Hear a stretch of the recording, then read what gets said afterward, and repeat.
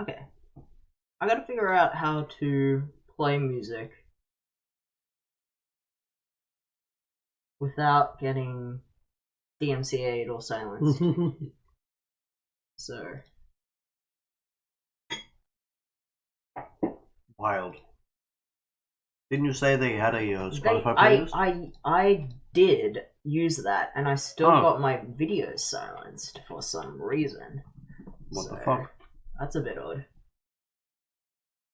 Let me send a link to my homies. What's the big idea? Send the link to the homies.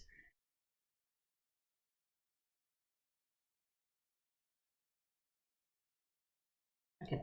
Could it be that game reviews plus Clam Man 2? Is it like it's okay for Twitch, but it's not okay for YouTube? Are you right? Yeah. No, because like when I rewatched the VOD on Twitch, it's still. Oh, hi! Welcome to the stream, everyone. Hello. Let's see. Some people already here. But yeah, I'm gonna. One of them is me, I think. Yeah, that's fine. I'm just gonna message. I'm gonna tell your mom what's going on. We're gonna talk video games. But then we will play a short demo. Clam Man 2. That's right. You heard it here. That's right. We're gonna play Clam Man 2 soon. But not yet. But not yet. We have an idea.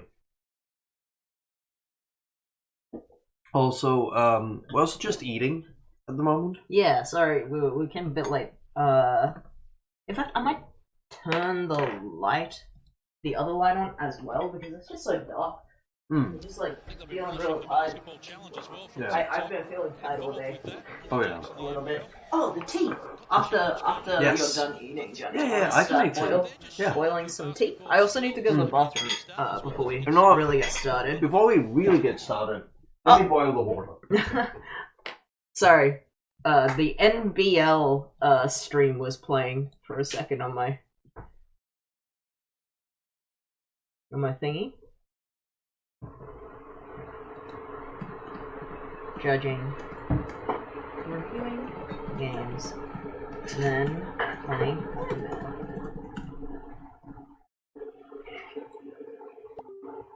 Oh, sorry for that sound.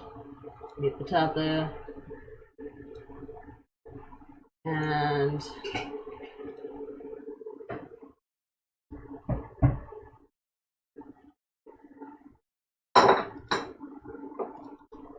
I think I will. I'm also going to specifically write my friend Nick and tell him what's going on, because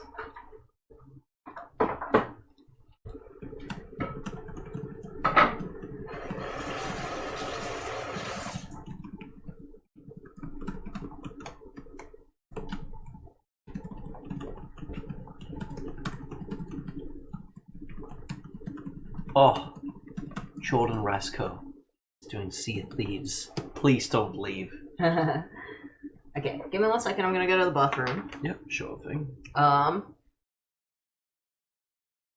else? I'm trying to think of what else we might need. So I was thinking, oh, the music. I gotta Google, like, what kind of, like, stream allowed. Wild. So I guess you can't trust any playlist that says it's okay for Twitch, because apparently one of our videos got taken down, which is annoying.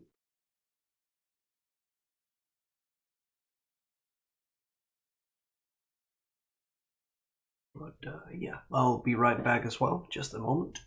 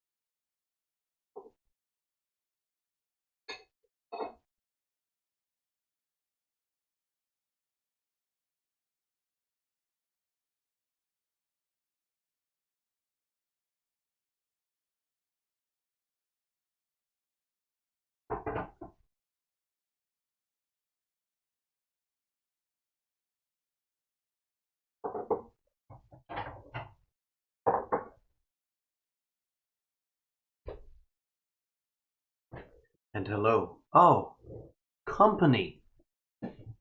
Ayla and Mapaish. Mapaish? I know that. Mapaish? That's someone that's on Discord a lot. Howdy, Oh. howdy.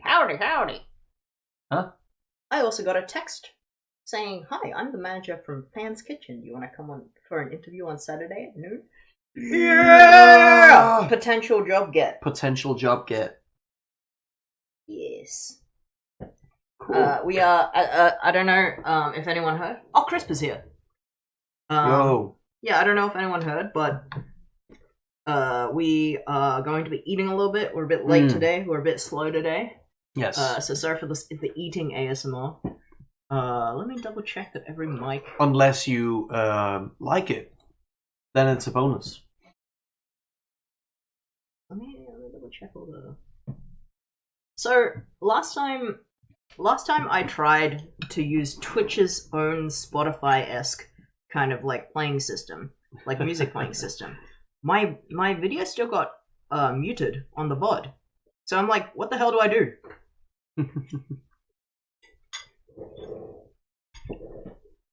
It's stupid. Watch out. Spill some noodles.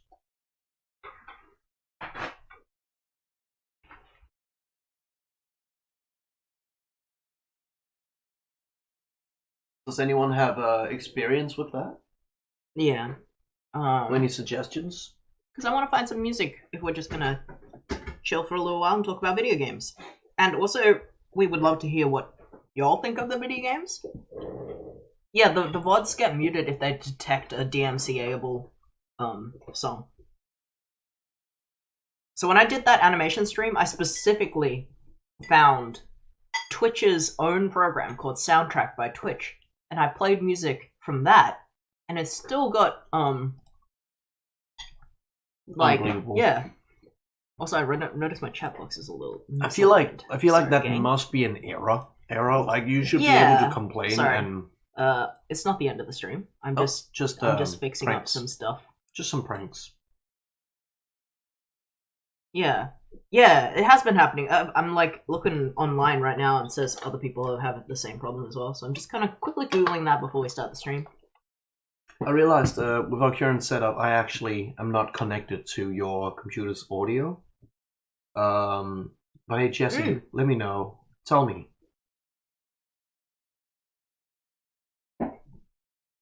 And you may ask yourself, have I have water? Good point. Where's my water bottle? Oh, right here. Oh, thank you for the water. Have I had water redemption, Johnny? Yes. Reminder for everyone. First things first, we got new channel point sounds. You can play sounds while we're streaming. Mm-hmm. A lot of them are very, very obnoxious. Yeah. Which is great. That's fine. I did that. I installed those for you. You're the annoying one. Yeah, I'm the annoying orange. So, remember to drink some water? Mm-hmm. As, what's his name called? David Byrne said so? Yes. I've gone away with a ridiculous amount of copyright. Yeah, but like, I think if you... I don't know how often you check the VODs, but if you check the VODs, they're muted if you use copyrighted music. And I don't want, like, a whole talking VOD to get muted, you know? Yeah. Maybe, let's just not do music then.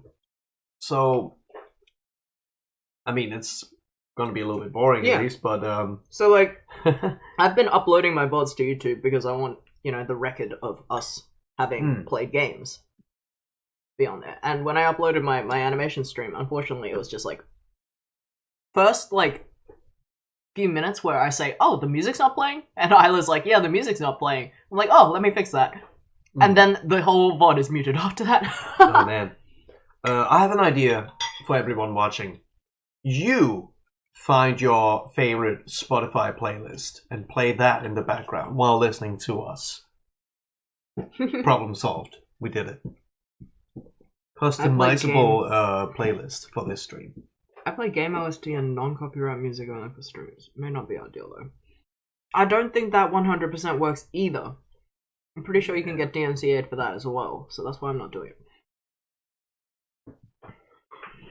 Why? And I've also tried playing my own mashups, but they also get DMCA'd, of course, because they... I mean, that makes sense. They have parts of actual songs, of course.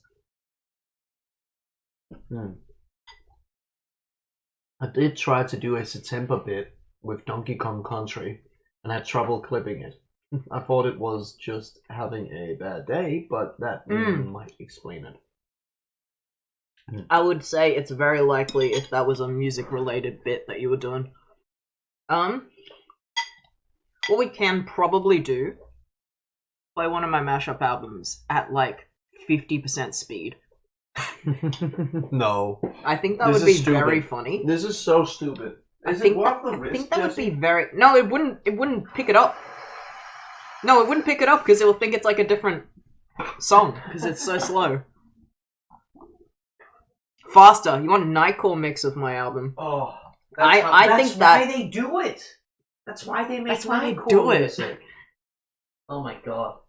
I think I'm gonna play Bangers and Mash at 50% speed because I think I will go insane if we play it at twice speed. Well, if the bot gets muted, the bot gets muted, I guess. So this is The thing is, I'm planning, so we're gonna play this, and then we're gonna play the demo of Clan Man 2. Yes. Which you've gotten installed, right? Yeah, on my computer. So we might do so it we as a might, separate stream. in the middle, yeah, like, go offline for like a a minute, and then switch over to Johnny's computer, where we'll play Clan Man 2, but we'll be within the same hours. Yes. But Nightcore then mirror the videos, so Disney can't see it. Mirror the audio. Mirror the audio. I'm just gonna play this. I'm gonna play the entire album in reverse, and then if you hear my special messages that I left in reverse, then good. Good for you. Okay, I'll try that. Not the reverse thing, just like slowed down. You know what? I'm gonna Google. You think this is done brewing already? Yeah. Okay. How slow do you have to slow music to stop DMCA? What a concept.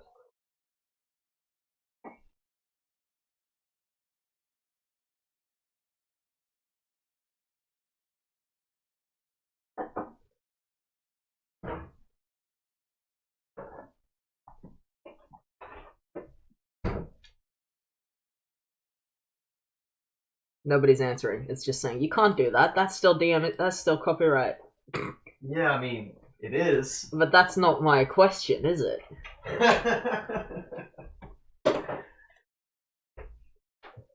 I'm gonna try 50% speed. Bad idea. I'm gonna put it really low, by the way, because it's gonna sound very annoying if you realize what's happening.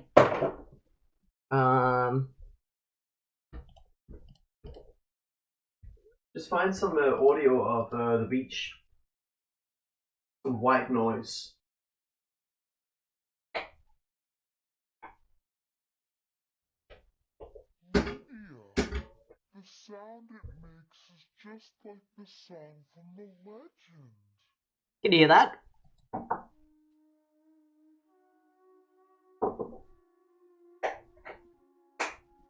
I'll put it down even lower. 30% speed. 30% speed.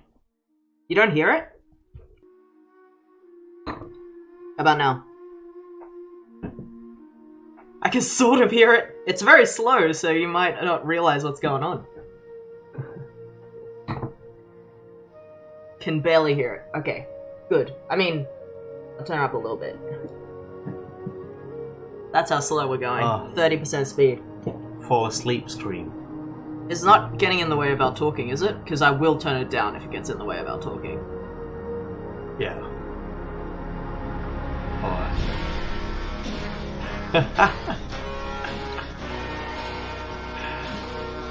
Yeah, okay. This hurts. This is fart sounds. Chuck a lo-fi beat on. Fart sounds string.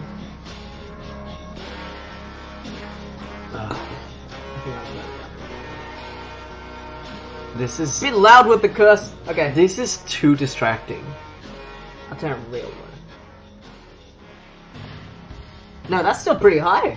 It's It's too very distracting. cursed. Turn it off before it counts as DMC. I don't think it will catch it. But it's bad. It doesn't It is work. pretty bad. It definitely is bad. It definitely is bad. That's for sure.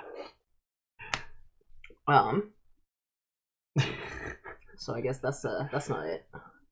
Oh my god. But Can we you do can do. lo-fi beats? I don't think so. Like, I don't... Oh my you know God. what? I have made music.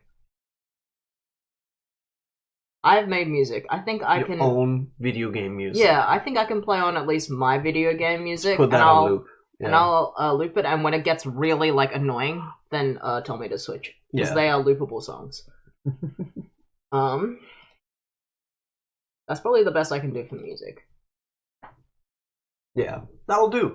I think so.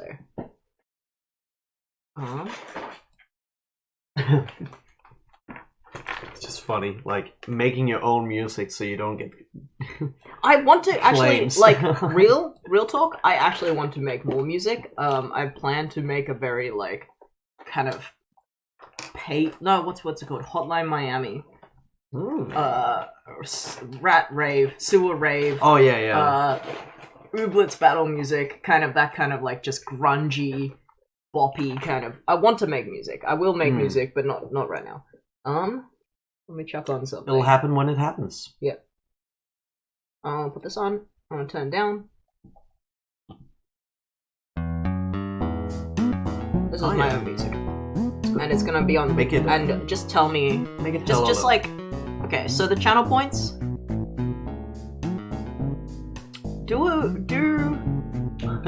Do huge rip of bong when you want me to change song. Actually, let me just get all the music, like, ready. But if you want to do huge rip of bong, just as a yeah, joke... just write that you're doing huge rip of bong. Yeah, just do it, and then write, haha, just kidding. Just write just kidding. But please don't switch it too often. Please don't ask me to switch it too often, because, Got a family to feed. yeah, I only have like 4 loopable songs on this. Pancake Bola, Jumping Theme. Some of these are really, like, too short to really be super loopable, so... Can still put them on. I'm gonna put them into... Just like little... Oh my god. Oh, I'm trying no. to, like, use Epic groove fail. music. You know groove music? Groove music is kind of not good. What's the problem? What's wrong with Windows Media Player? Right? Right? Can we just get that back? Like, actually, Windows Media Player is, like, so much easier to control. Oh, is yeah. it on? On. Yeah, it is on. is? It is on Oh my Windows God. 10. I didn't even know that. And, man, if only we could have that, but like XP style, where you can put the funny customization on. If you remember those. I think... why wouldn't you be able to? Because it was a Windows XP thing. It was incredibly You mean the 90s. visuals? Yeah. I'm pretty sure you can still do that. No, I don't think so. You can't do that? That's very odd.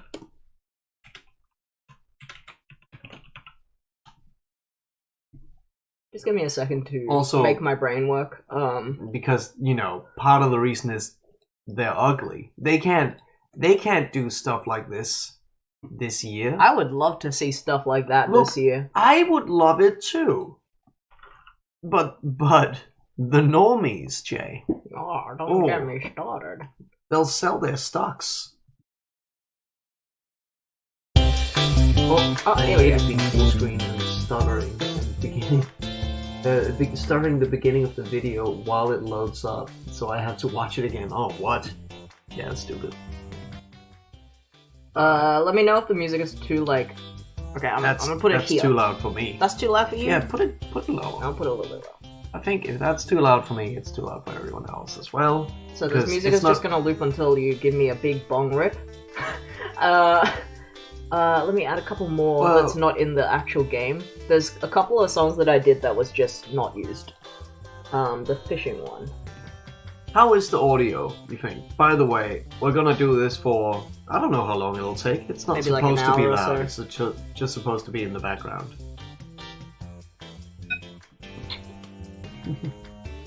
Audio is good. Alright, well, should we just get started?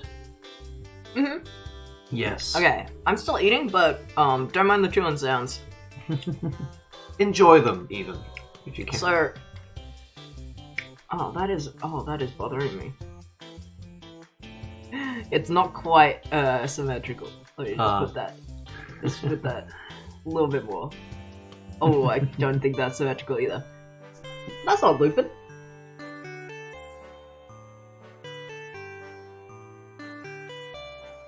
How do you repeat one song in this game? Oh, it is like that. Yeah. Fine. Okay. So all we're doing today is we're going to be talking about the games we've already played on stream because of the VOD channel. Games we've streamed and how we like them. So, like, we've played quite a lot of games already, but the YouTube, like, VOD folks don't know that. So, I think we will talk about the games that at least I remember us playing on stream. There might be some. The first one. There might be some that I don't remember. Yeah, but at least the both But this of us is most are here, of them. right? So what's the tier list again? Let me show you. Perfect. Highly recommend. What the hell? Oh, you have to do repeat. Yeah, click it again. Oh, click it again. You can do repeat singles somehow. Maybe not in this player. Maybe you should use Groove. I'm sorry, but maybe you should use Groove. Is there no way to do that on this one? I thought if you click that thing multiple times, it would do that's how you do it in every other player. Apple's... Every other player. Double click the repeat button to switch mode, maybe? No. No. Right click. Like, do you get any options? No. Try Groove. Does Try Groove Groove. actually have... I tried to, like... Just a moment. Geeks and gamers. Oh wait, It's right there. my game music. Wait, this is... It's a playlist. Yeah, it's the same one. I just made this. Oh, wait, save list. Oh. My game music. Great. It's the same fucking thing! Now, Windows Media Player. now try that button. Yes! One. Alright, do a shopping theme. That's a pretty good one. Can't play this one. It's not on this device. It's on a place we can stream. It's not on a place we can stream it from. What the fuck? What are you talking about? You can see it. Oh my god. This fucking... What is up with this? So how do you add things to... I don't know. Look, just put it in What's Groove. a playlist without music? Yeah, bro. They don't see that, by the way. I know, I'm just talking Alright, out loud. Just open the folder again and click the ones you want and pull them in. It doesn't work, I tried that. That was the first thing I tried. That was literally the first thing. You don't think I tried to do the most obvious, like, computer design thing? All I saw was you were trying to do it and then you accidentally opened it. Okay, because it didn't let me. Because it had the, like, red mark over it. Alright. So, what do you want me to do? I don't know. Oh, I know. I know what this is. I know what this is. It wants me to put it in the My Music Windows folder, right? That sounds about right. Anyway. That sounds like exactly the kind of shit Windows 10 would pull on you.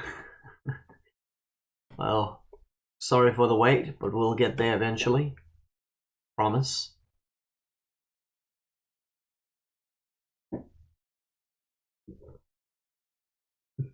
Windows 10. Baka.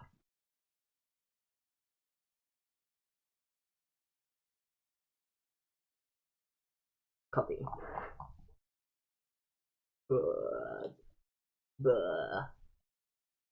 Windows 10 really ruined a lot of programs for me, says Crisp. Well, rats.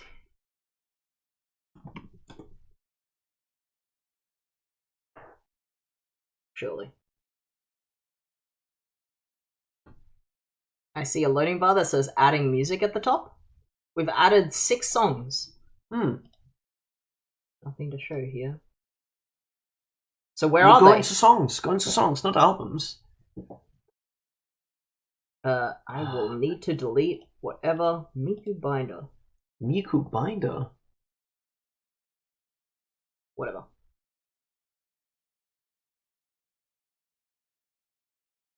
Just play. Okay, we're gonna play. We're gonna play Pancake Power. Don't make it louder.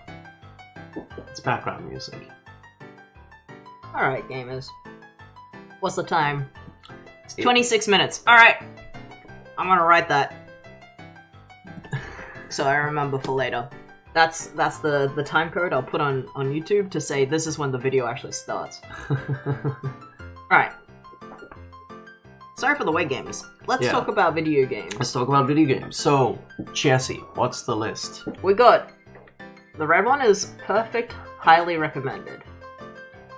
The orange one is great game, but not for everyone. This one is really artistically interesting. The yellow one is joke game that's actually good. Mm-hmm. The green one is good with friends. This other green one is it's alright. And the light blue one is you don't need to recommend. You don't need to recommend. You already played this. Alright, so the idea is I'm just gonna not... We're not talking about the blue ones. We're not even gonna talk about them. This is the category specifically for Animal Crossing and all the Pokemon games. Yeah. Where are they? Doesn't matter. Let's just begin with the first one and take it as it comes. We don't need to do that list. We can talk about them briefly as we get to them. Anyway... I was worried because I added them separately, and I'm worried that this is not the full list. Yeah. Well, we can still talk about what we remember from streaming from it, because I'm assuming we're just gonna, refer back to... This is the callback episode This is of the series. This is the Christmas clip episode. Show, the clip show, Yeah. it's called, in TV. It's usually the Christmas episode. I worked on TV. Oh, yes. I know what Jesse from TV. I'm from TV. I've done TV. And you see, on TV, they call it a clip show, you know? So, what are you doing? Right now, actually, what I'm doing is I'm putting the final versions of the songs into the folder. Simply because they actually don't loop. Uh-huh. I only looped them when I, finished them. I'm gonna say... So that's fine for now. What do you want to say about Animal Crossing, then? Well, just like, we played it every now and then, and not much to say, but, Animal Crossing, it came out about a year ago. Perfect timing for COVID, as you all already know. Stopped playing it as much as we used to, for sure, but it was nice. And I can't remember what we did on the stream. Maybe we were hanging out with some friends. I think most of the time we were just doing daily chores on Animal Crossing. Animal Crossing is a very good game to just kind of do in the background sort of thing, or do in a very relaxed kind of way. That's true. And yeah, I mean, I would recommend it if you haven't played it, but it's also not for everyone, I guess. Yeah, exactly.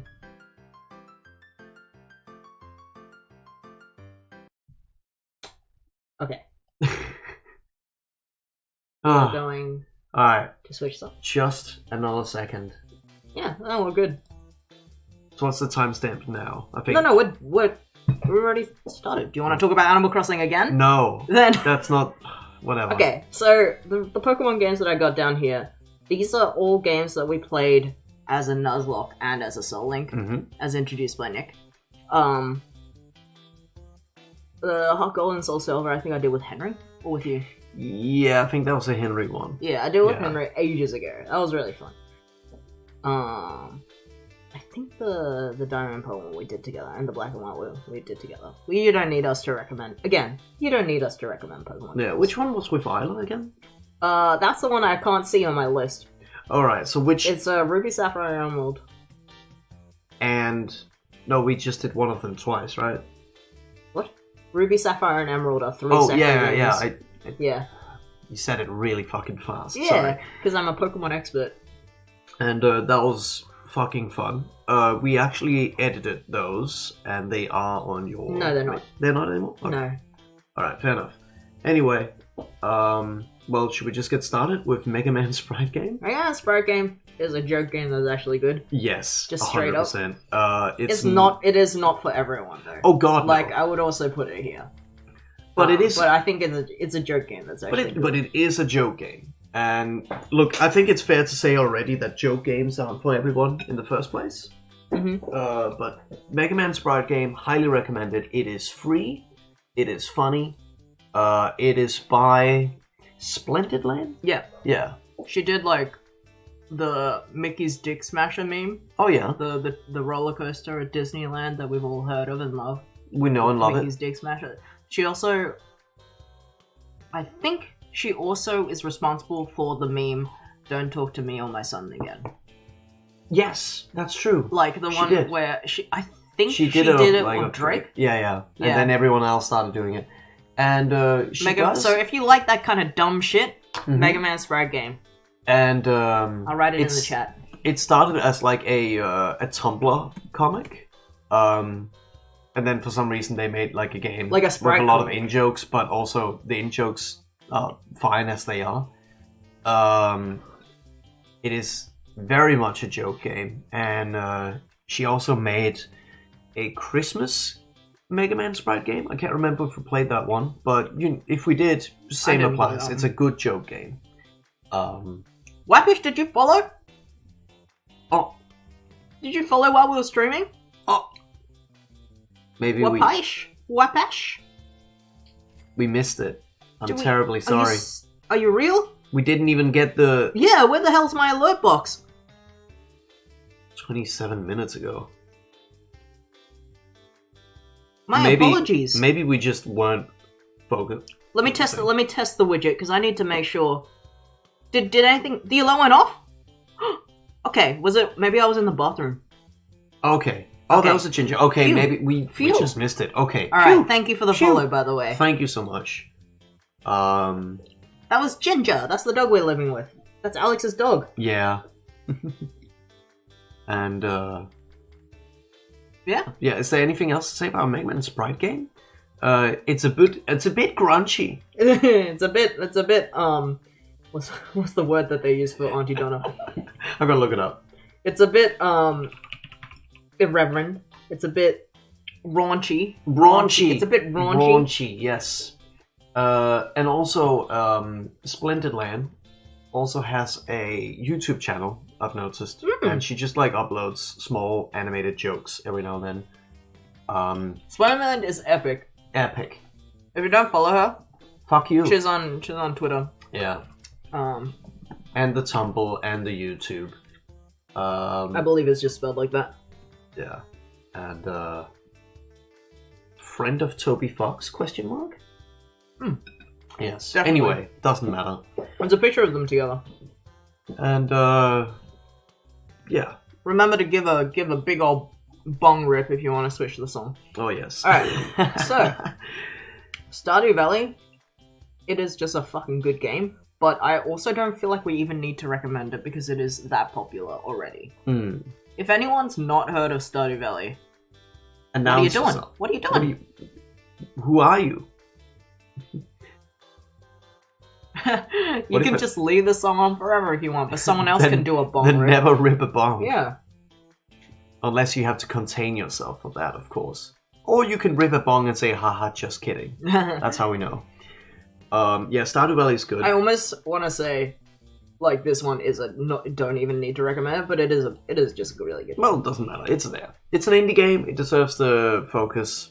Yeah. It's like So- 5 years old by now. I think we can only put games in the bottom one if they're not indie games. That's what. Yes. Fair. So, Stardew Valley, it's kind of like Harvest Moon. Mm-hmm. It's But kind good. of like, but good. Yeah. That's kind of. It's a bit stressful with time because you kind of like push yourself to do all the farm work and socialize with everyone in the village at the same time, It's and just maybe one of go the- mining. Yeah, it's just one of the best games. I Yeah. feel like constantly very good, in my opinion. And he's been updating it every now and then since release. Yeah, I think recently there's been an update where I don't know if this was in the game before, but this is the first time I've ever seen the screenshot.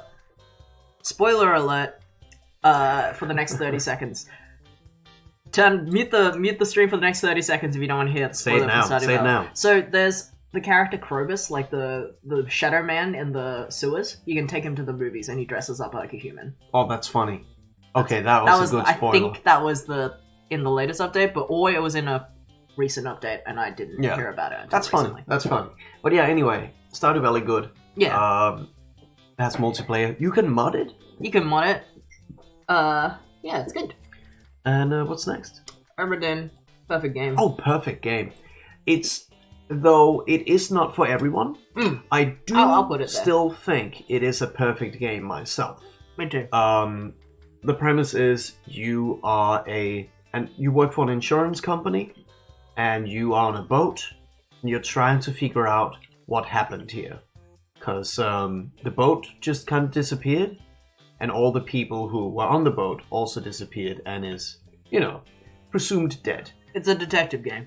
But the premise of it is really cool because, the crime has, not crime, but what has happened has already happened. You're just trying to put down pieces of what happened. Yeah, so you can see who needs to be compensated and who doesn't. And no matter how wild what happened was, it still feels like it's kind of funny in a way. Well, not funny, but because there's like lighthearted music in the background. Not lighthearted. There's like some kind of sea shanty like music in the background, and the style of it is whatever happened is frozen in frame, and you can walk around the 3D space and look at what happened, and then you have to. It feels very manual the way you have to detect who is who based like on a their problem clothes. Solving. Yo, sea shanty. That is. Could that be the DMC? I don't know, because DMCs take more than 15 seconds. Okay, fair enough. But the cool thing about the game, which is the style of the game, which is very important, is whenever you detect someone who has died, you go back in time and freeze frame in the very moment they died. Don't say anything else, because this game is only I'm only talking about mechanics. Because then you walk around that 3D space and you try to pick up based on their clothes and what they are doing and what they are saying, because you get an audio clip before it freezes, to get an idea of who is who and what happened to them. And you do that for the whole crew, and no game I've played does this in a detective game. It feels very like manual, like you're actually writing on pieces of paper. On your desk. Would you say it's a long game? It's about 10 hours. By the way, in general, we'll look it up for you, but in general, we don't play very long games on this channel. In general, we play very short games because I have a very short attention span. Apart from like Stardew Valley, Animal Crossing, the Pokemon games, so far all of these games have been like under 15 hours. What's the game called again? Oops. It's called Oberdin. So the thing that I think is the strength of Oberdin is it's a detective game where no one can lie to you, if that makes sense. Yeah. Because everything that's happened has already happened, and you have a mystical item that just happens to, like, be able to see exactly what happened. And what happens is very, like, ambiguous. But because everything is kind of set in stone in that way, so to speak. Okay. By the way, I looked at how long does it take to beat, and the first thing I saw, but the first thing I saw said 4 hours to 60 hours. But it says here 8 hours main story, 9 to half an hour main and extra, and 10 completionist. But it will depend on how you play the games as well, of course. So if you go on to howlongtobeat.com, this website polls a certain amount of people and averages them together. Yeah, I get that. And none of the people who were polled went that much over. It looks like the medians and the such are very, very similar. Oh yeah. I would say probably it says leisure 20 hours. That's the longest one that there is. Anyway, we tend to play games a little bit slow because we discuss everything. But this is a really cool game to play with someone. Because then you will explore and discover the things and discuss the things as they come. And with this game, it can be very useful to have a second pair of eyes as well sometimes. But don't let that stop you. If you can only play it by yourself, highly recommend it. It's not for everyone, but I highly recommend it for everyone to at least try it and see if it's their thing. Yeah. 2046. Read-only memories. I would say... That's what I think it is. I really like it. Yeah, it's a great game, but I would agree it's not for everyone, because I don't think everyone is up for playing pixelated point-and-click games. Yeah, exactly. That's exactly why, but I think it's just the story appeals to me so much. Oh yeah, it's cool. It's a cyberpunk game. It's a cyberpunk game that doesn't shy away from politics. It's a cyberpunk game that doesn't shy away from... that has good transgender representation. It has a lot of, it touches on subjects like eugenics and transhumanism. That's important for, games about the future, I think. And of course, capitalism. It is a critique of capitalism from the start to the end. So, and you could even say authority, fascism and stuff like that. It is a good cyberpunk game. Yeah. If you're looking for a good cyberpunk game, this one is a good but it is a pixel point and click. So I don't know if that's indie game, yeah. But the art style is very cute, I think easy it's to read. I think it's a nice game. Yeah. But it is personal taste, because there are people who just like that cyberpunk 2077 art style, the realism, and all of that stuff. If you're into that, maybe not so much, but the story here is a real it's not edgy. It's not edgy. Oh, it's it has very dark themes. Oh yeah, but it doesn't edgy. present it in a very edgy way. It presents it pretty. It's not a game that tries to be cool to sell to big market. It's actually kind of cute, I would even say. There's some really nice characters in the game. A lot of the conversations end up being about feelings as well. And yeah, because pixelated games could look like anything, right? But I feel like this art style of this game is very clear and easy to read. A lot of detail in characters' facial expressions and stuff like that. So yeah, cool game. Important stuff. It lets you choose your pronouns with the they option. Yeah. That's true. It has a canonly non-binary character. A character that uses they pronouns. It has lots of gender non-conforming character designs. I think those are important things to mention. And it has a lot of non-straight characters. Yeah, a lot of characters that are gay or bi or something. Yeah. Good representation in this one, yeah. If you like that, if that's already a selling point, then go for 2064. Yeah, I should have written the names of the other things in case people didn't see them. So, Return of the Obra Dinn. Oh yeah, that's the full title. And this one's Read Only Memories 2064. And let's not ride Stardew Valley. I think everyone knows Stardew Valley. All right. Far From Noise. Artistically interesting. Yeah, right? I agree. Yeah. That was an interesting game. Yeah. It was more of a movie than a game. Yeah, not much of but a it game. was good. I still think. Apparently it had multiple endings or paths.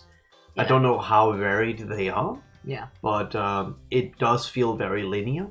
But it's it's a good game.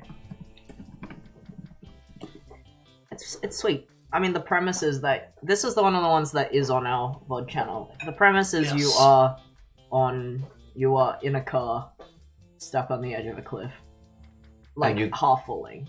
And what do you do? Like, what is there to do? And yeah, because you that's can't get all out. I'm gonna say.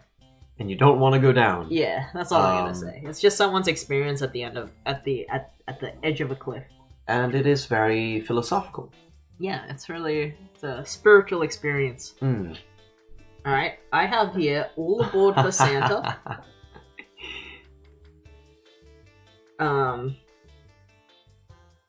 It's not a joke game. It's not. I don't think it's a joke game. I have this is a nostalgia game for but you, it's not that good of a game. Maybe then it's alright, right? I think it's alright. Yeah. You did edits of this, right? Yeah, I think I will re-upload them to the VOD channel instead because I'm trying to get rid of a lot of my gaming stuff on my channel. That's fair. All Aboard for Santa is just a point-and-click mystery game. I'm not even sure where you buy it anymore. I still own the one from all the way back when. It's a point-and-click mystery game where you play as an elf. I think Fazbo or something. Fazbo the elf. Yeah. And Santa's missing. And where's Santa? Santa in this universe is like a sailor. So Don't have your what? Don't have your hand over your mouth. That's all. But yeah, go on. Just like Santa in this universe is a sailor, and you find out that he's sailed away somewhere, and you gotta go find him. And where'd he go? Where'd he go? And a lot of puzzle solving. A lot of puzzles. Back then, no walkthroughs, so when I played it, I don't think I finished it ever. Yeah. All Aboard for Santa. A short hike. Perfect game. Perfect game? Yes. I think it's just a really, really good game. Like, yeah. I think it is for everyone. Straight up. It is just one of the most relaxing short experiences. Yeah. I will say, we got this game for cheap. I don't know how much it actually sells for. It is short, as the title implies, but it is a very nice experience. Also, it says perfect, highly recommended. Okay. So yes. that's what I mean. I true. will highly recommend this game. I agree with that. There's people always asking where is Santa, but no one asking how is Santa. Oh. Man. $11.50 Australian, so probably $10 American. But it is also one of those games that, even on Steam, where you can buy it for full price and stuff, it has overwhelmingly positive reviews. Mm-hmm. And it seems like one person in the world didn't like this game. It's really nice. It's really sweet. Yeah. Got it in the bundle while I was donating to BLM, but never got around. A lot of our indie games are also from the BLM bundle. Oh, definitely. So you far, have it? Short Hike, 2064, Far From Noise are all in the bundle so far. And Mega Man Sprite game is free. Yes. But yeah, highly recommend that one. And if you already have it and haven't played it, it's like a super relaxing game. Like, yeah, if you're looking just to have a really sweet experience, and it actually has it has an ending, so like it will feel like you're like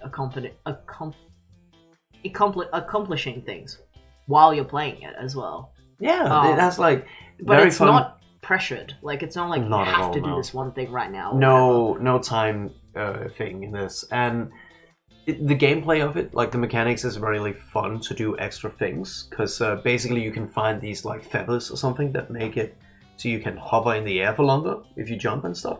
It's like you don't start by being able to fly. Yes, but when you start to be able to fly and glide, it just becomes so much like it's just one of those for me. I end up spending a lot of time looking for every single extra thing, even though I don't need it to finish the game or whatever little side missions there are. Just because it is a lot of fun to be able to stay in the air for a little bit longer, even if you don't need it. Exactly. And Yeah, it's a good game, and I think afterwards they give you a few race options and stuff like that. They're fun. Too. Oh yeah, you can like try to beat people between two areas. It's just a nice little game. Definitely. Ape Out? Ape Out is also Perfectly highly yes. recommended, I think. That kicks ass. I think it was Nabil that gifted it to you. Yeah, thank you so much, Nabil, if you ever watched this video. Mm-hmm. It is like just such a it's a top-down like Hotline Miami angle game. Super simple graphics. What you see in that like little preview up there is kind of the extent of the art style. It's color only. It's got that like those harsh, like single colored shaped kind of like what you see of the promotional material. That is the art style of the game. It's like it looks like the poster for like Vertigo. Or whatever. It just looks like a poster. The whole game. Yes, and the cool thing about the game is it has a dynamic soundtrack. Yeah, it evolves while you do things. This game is free jazz. It's free jazz. It's free jazz, and it is chaotic, and it is colorful. It is so pretty. It is so it's so hype. When you're playing it, it feels like you are Monkey. Yeah. It feels like you are Monkey. Because you are out. And not only are you Monkey, but you are aping out. I feel like with Hotline Miami, there's a lot more frustration. With this one, it felt a lot more like were consistently hyped. I meant the angle was like just top down. Oh yeah, I'm just comparing it. In comparison to Hotline Miami, which rightfully can be super frustrating to some people, including myself, because it's so ridiculously hard. Don't get me wrong, this game is challenging at times too, but it is consistently a very hype feeling for this one. I think I'm gonna switch the music, but yeah, it feels really good to play. Highly recommended. It's cool. I'll play the Pancake song. There we go. Yeah, so as Johnny was saying, the music evolves as you're playing. I'm just gonna give us a bong rip for that one, just to indicate that we changed the song. Yeah, I feel like fair enough. Like that's in. So that's the bong rip. Okay. If anyone was curious.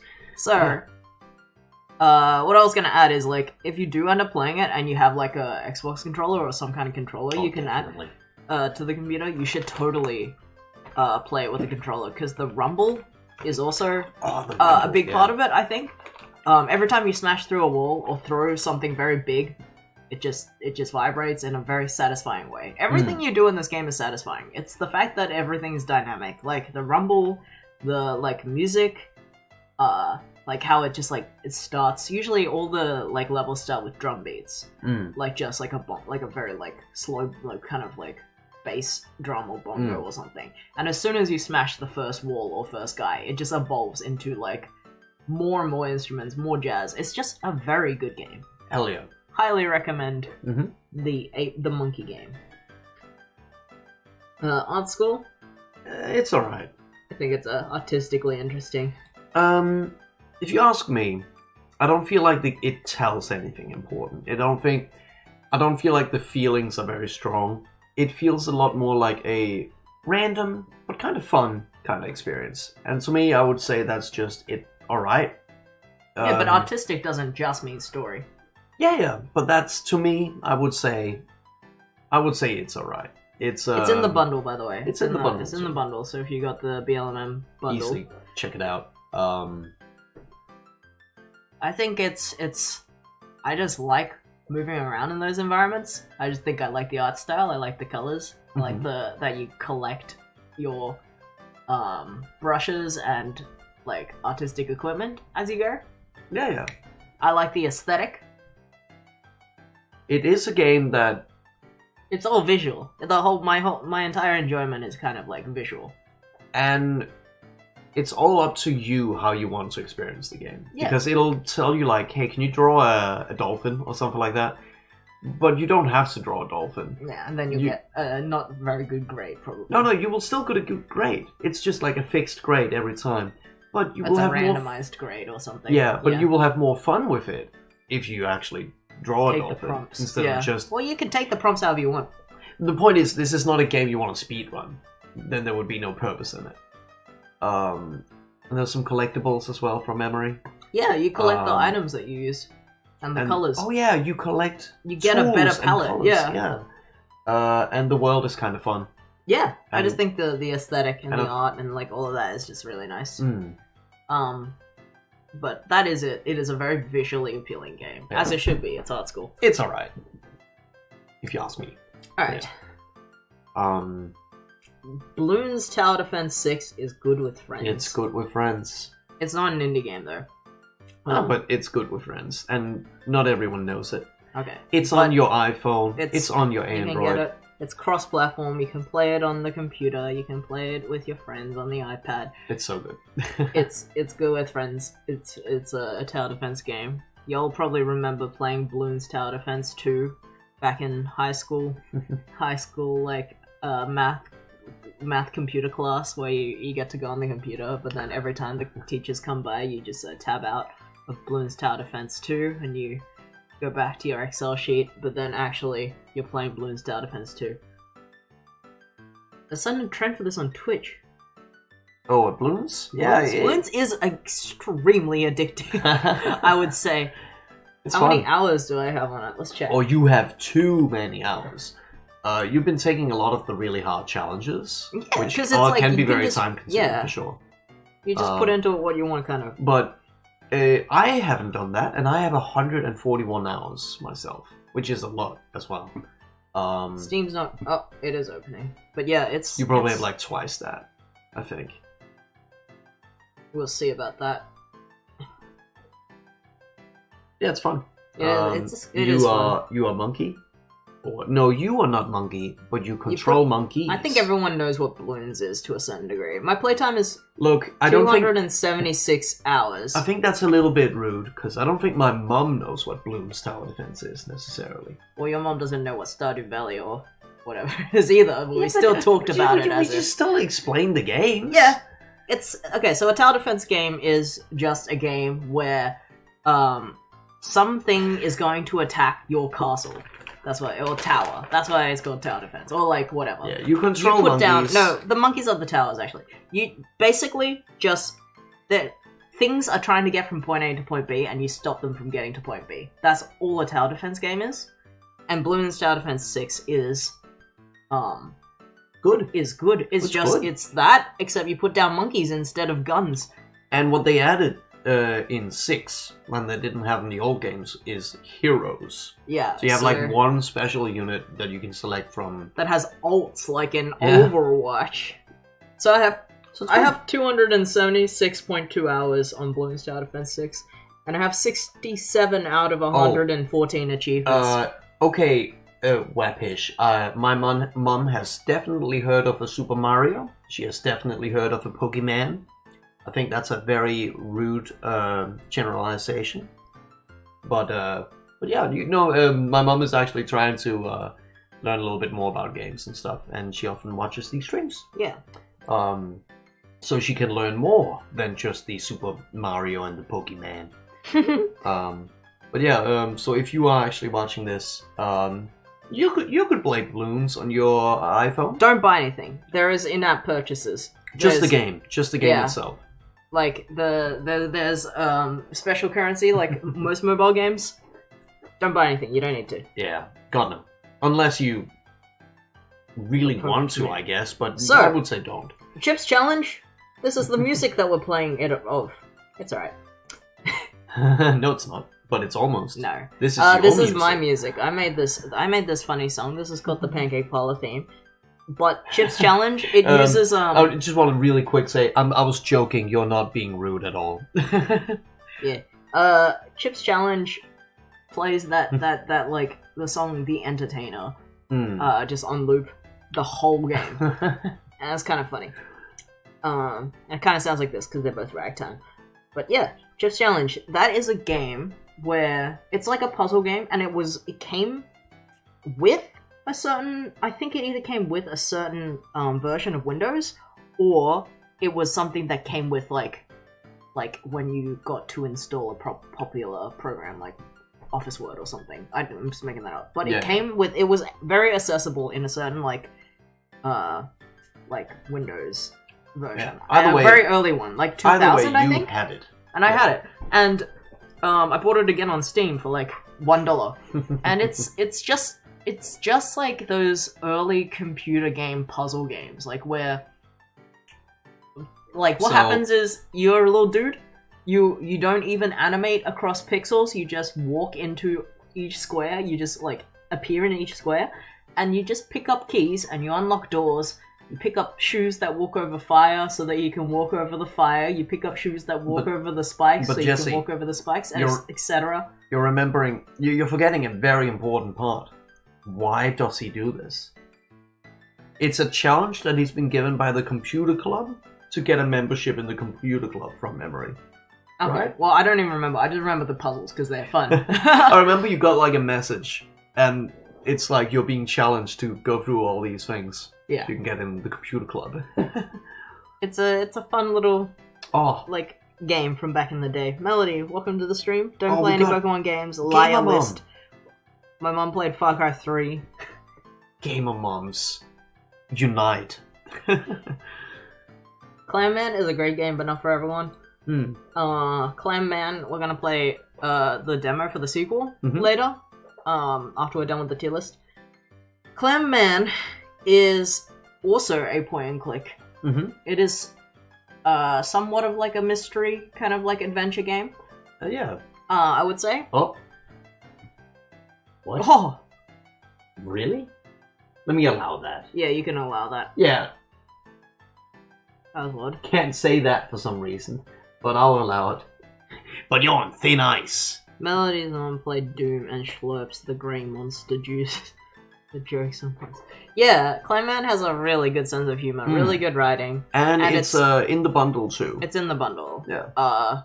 The BLM. When we say the bundle in the stream, we just mean the racial equality and justice bundle, or whatever it was on itch. If you have it, you have it. Otherwise, almost every one of these games on this will be available on itch for probably a few bucks. It's good. And Clan Man, so yeah, Clan Man we played very recently. It would also be on our oh yeah. it will also be on our VODs channel. But basically it is just a point and click mystery game. It has a lot of like references, but not like obnoxiously. It has a lot of like kind of parody style stuff, but again, not obnoxiously. Very fun writing. Like the premise is you are someone who Works at the mayo. at the mayo factory. Mayo factory, yeah. Mayonnaise In factory sales. and sales, and your job just sucks, and things just get worse from there. You But get there's- fired for no reason. Why did you spoil it?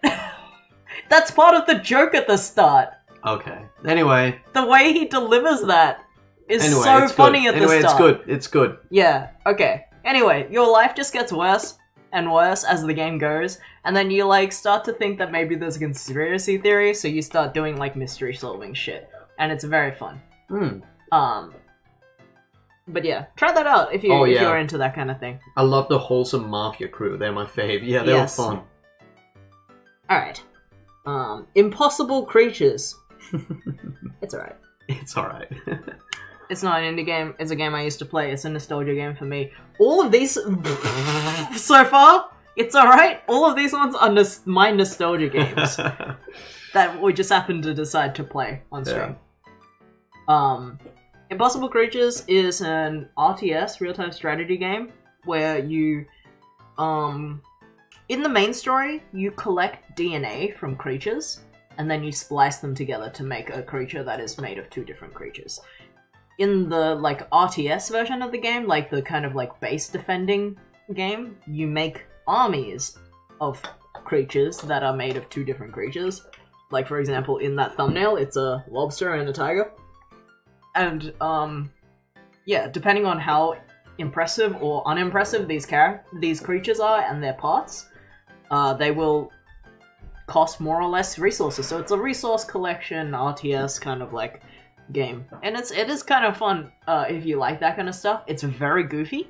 The main theme when you open the game is a fucking jam. For some reason, this game has like one of the like best title menu musics.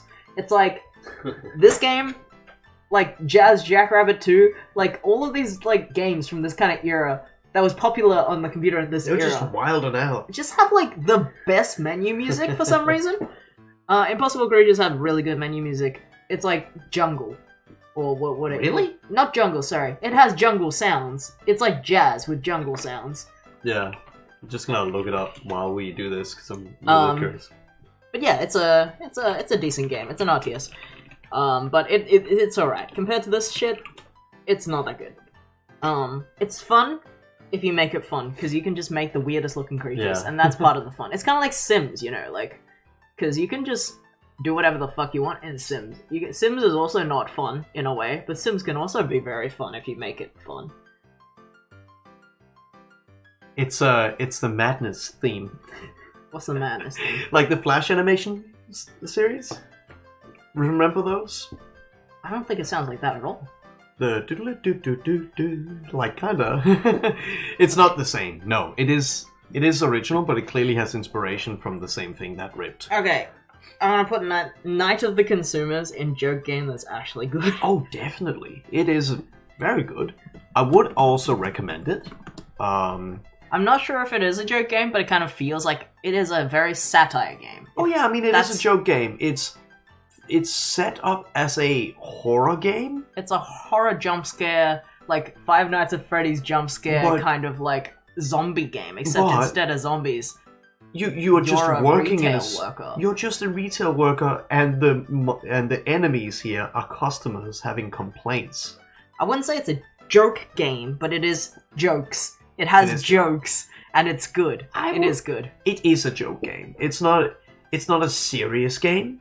But it is still a very well-made game with cool mechanics. It's like if you can call a joke it's a proper game, but it's a joke game. Yeah, if you can say a joke game, if we can include joke games that actually have like very poignant satire, like very anti-capitalist messaging, that's Night of the Consumers. Yeah, I mean this one does have a jokey element to it because as much as retail suck, it's at least not this horror-esque. But I mean, yes, it is still relatable. Yeah, it's really. I said it was satire. It's it was in the bundle too, but otherwise it is. I think we actually bought it. Yeah, we bought it before the bundle came out, but it's only a couple bucks, and it's in the bundle. Really cheap. Yeah, it's like $2. It's good. Highly recommend. And this like kind of like I don't know what to call it. This PlayStation-esque art style, like PlayStation 1-esque art style. It works for that kind of horror aesthetic. Yeah. But it isn't scary. It's scary because it has jump scares, but it's not scary, if you know what I mean. It's scary because customers are chasing you, and you will have that like, oh no, I gotta run feeling. But Five Nights at Freddy's is anti-capitalist satire, but the fact that it has 7 games plus like 20 books and comics means that it kind of fell down the same rabbit hole. And MatPat. It has MatPat and like all. It is still the original Five Nights at Freddy's. Just straight up an actual horror game. Like I would not compare this to Five Nights at Freddy's at all. No, this is much more. This is much more poignant. Than that. Yeah, Five Nights at Freddy's, the original game, that I can see that as satire, like to the degree of but it's not this is your shitty job. Yeah, but it's not a joke, and this is a joke. This is a joke in that way. It's more extreme satire. But I can't, like, it's like, the text and the subtext do not have a bit of dissonance with Five Nights at Freddy's. This is my Five Nights at Freddy's rant. I don't mind the games or whatever, but, like, I can't call it anti-capitalist. It is, like, one of the most, like, profitable kind of, like, indie, like, and it's pushing it, kind of. It's like trying to make toys. It's trying to like actually get into that kind of like I'm not. It's game. I mean, I like that they kind of like have made it so. I heard that they've made it so that you can like make a Five Nights at Freddy fan game and they'll help you publish it. Oh, that's cool. That's kind of cool. But I wonder what the cut is. It doesn't really matter. Whatever. Dicey Dungeon. Great game, but not for everyone. Or perfect game. It's just one of those two. I would highly recommend it. Oh yeah. For the sake of our audience, I will say highly recommend. Because it's not like shit gamers are gonna be the ones looking at this list anyway. Yeah, the only reason I put some of these in is because some people don't have the patience for detective games, and these are all like mystery detective. Yes, and I feel like Dicey Dungeon is definitely more polished than Clayman, for example. Like, well, and, yeah, and I don't mean that as a bad thing for Clayman at all. Yeah, but Dicey Dungeon is cool as hell. Simple it's super gameplay simple. mechanic. Like as in it's very like polished. Everything is unique yet understandable. It is a like sort of deck building, sort of chance based because it has dice, roguelike, turn-based roguelike. I guess that's a good way to describe it. Scott getting bad reviews on one of the Five Nights at Freddy's games, going, fuck it, if it's bad, I can't charge, giving it away for free, and then updating it was king shit. Oh, well, that's good. Oh, that's cool. But yeah, Dicey Dungeon, really good. Dicey Dungeon was made by the guy that made BBBBBBBBB. Oh yeah, and those two games are very different. Yeah, it's like nothing like this. Dicey Dungeon OST slaps. It's so good. I just wanted to add that out of nowhere. walked so Dicey Dungeon could run. They're nothing to do with each other. But they're cool to see that they branched out. Yeah, with their, the art, the like music, the gameplay mechanics, the addictability, the like slight story. There's actually a bit of. It doesn't feel like story. There is actually a full-on story. I'm gonna take that back. There's a full-on story. It doesn't feel like there would be while you're playing it, but there actually is. The more you play it, the more you realize there's lore. Yeah, the guy that made Dicey Dungeon made VVVVVVVV. Yeah. They're really different. Yeah, they are. Yeah. Alright. Sewer Rave. Is this a joke game that's actually really good? I think it's a joke game that's actually really good. It's clearly got this like half polished or like even rough aesthetic, like as if it didn't even like need to be finished kind of thing. Yeah. Which I kind of like. It kind of gives that joke game vibe. It's not very serious, but it is just fun. It's a fun experience. It's like being at an awkward party. And where the music is just kind of cool. sick. It's kind of amazing. It does give you the vibe of being in an awkward party with a bunch of rats. And you can fight. It's on the bundle. It's in the bundle, and that's why we tried it, and it was good. It's a short game, easy to play. We are inclined to try out a lot of the games that have rats in the or mice definitely. in the title.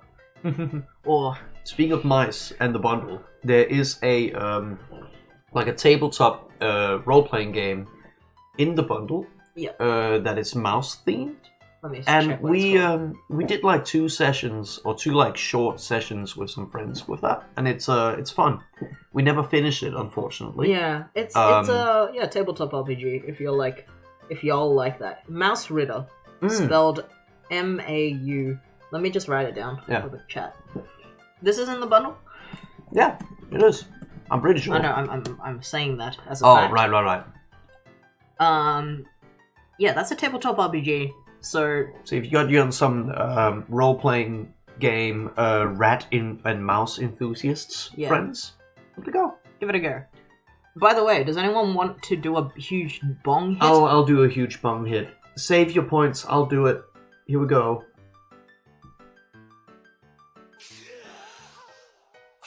It's official. Oh, it's bop time. Okay. So, you like this one? We can go back to the pancake song. Oh, later. you'll like this one too. This one's actually your banger. But yes.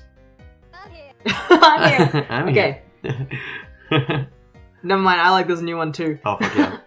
Okay. Event Zero. So Event Zero, I think really is artistically interesting. And this is also kind of why I wouldn't put Art School up there. I mean, Art School's fine, but I feel like they don't mean the same. Like I know this is not actually. It's not a competition. This is not actually a tier list, by the way. I'm just using the tier list maker because it's a very easy way to put things in categories. This doesn't mean it's better than this, for example. Yeah. This does mean it's better than most other things, though. Yeah. And this also doesn't mean that it's bad. Yeah. For sure, we know that. Yeah. This is So by the way, if anyone doesn't know, the music that's playing is music that I've composed for the game that I made for my brother, which I will actually link. Or maybe Johnny can link. I can link it. Maybe you actually have it down here? No. No. Alright, let me find it. Yeah. It's a game I made for my brother's birthday last year. Did you update it? Yeah. I did the Isla patch recently. Coming home for your birthday. Yes. I did the Isla patch recently, which is the patch where I slightly updated Isla's sprite and all the times her name appears in the game. So top tier for me. Thank you. Here you go. Johnny's sending the link. So that is the link for Jesse's game. It's fun. It is. It's about an hour long. And it was made for Jesse's brother, so it will have some in-jokes and some thing. It wasn't tailored for him, of course, but the reviews are that people have been enjoying it regardless of not understanding. Check the comments. Yeah, like it seemed like people really like this, and if it would be cool if you would give it a try, and maybe even let tell us know if you enjoy it, if you've played it and enjoyed it. Thank you, Crisp, for the kind words. Where were we? Event Zero. Event Zero is a first-person spaceship exploration game where you talk to an AI. Yeah. An actual AI. You type in computer on a command screen, and the computer responds to what you say. Like it actually has an AI in it. And there's it's a lot about your relationship with this computer. Yeah. And how you go about this computer, if you treat it as just a computer, or if you treat it as more than that, and so on. It's pretty cool. Yeah. That's I don't want to spoil too much, because it's very, you kind of have to Was this in the bundle, or did we buy this? No, I can't remember. This is we bought this. It's pretty good. Highly recommend it. It's pretty good. I mean, it's not highly. I don't think I would recommend this to everyone. Yeah. It's very much not everyone's kind of game. That's true. But there is a game similar to it I will highly recommend when we get to it. Fistful of Frags. Good with friends. Good with friends. It's free. It's on Steam. You are a cowboy.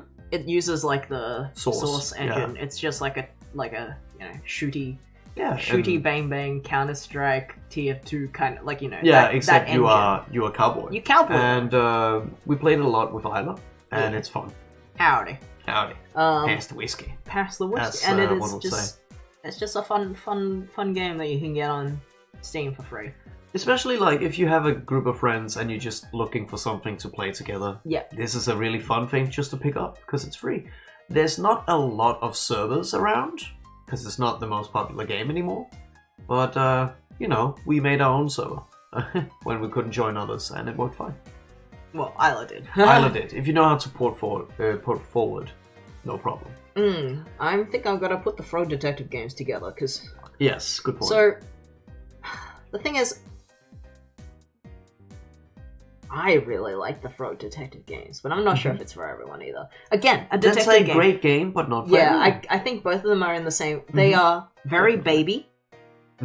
The aesthetic is very baby. It's got cute. very safe kind of humor, as in no swearing, no dirty, raunchy kind of humor, no sex jokes. But that does not limit it. No, that doesn't make so it funny. It's really funny. Yeah, it's really funny. I really like it, but it's an all ages funny frog detective game. It's exactly what it sounds like. If you can see the thumbnail, it's what it looks like. I kind of want to try Frog Detective since it reminds me of Bugsnax. Haven't played Bugsnax, but it does. I know what you mean because I have seen bits of it. And I highly, if you are if this is the kind of game you would enjoy, and if you like cute games like Bugsnax, easily highly recommended for you. I think this might be cuter than Bugsnax. Oh, yeah. I would say. And I hear at the end, minor spoilers, but at the end of Frog Detective 2. Hi, Honey Bunny. Hi, Honey Bunny BB. Cool username. You sound you sound like a Bibby. Because we were just talking about how Frog Detective 1 and 2 are Bebby games. So maybe you'll like it. I don't know. Frog Detective 1 and 2. Yeah, at the end of Frog Detective 2, Frog Detective catches a train to a station that has cowboy music playing, and then it says Frog Detective will return. So there will be a third one. Yeah, in like Mystery of like something town, and it's very cowboy music. Australian made, right? Australian made. For whoever cares about that. Grace Braxton, I think. I'll look it up on my phone. I like Bloodborne. I like Bloodborne too. Hey, it's a cool game. We can like Frog Detective and Bloodborne. For sure, I like baby games. I like hardcore competitive shooter games. Yeah. I like Bloodborne. I like Yakuza. Yeah. Because it's silly. Thank you. Yeah. I'm just looking it up because, again, just another indie artist that I actually follow. And oh, cool. Yeah, Grace Bruxner. Thank you, Isla.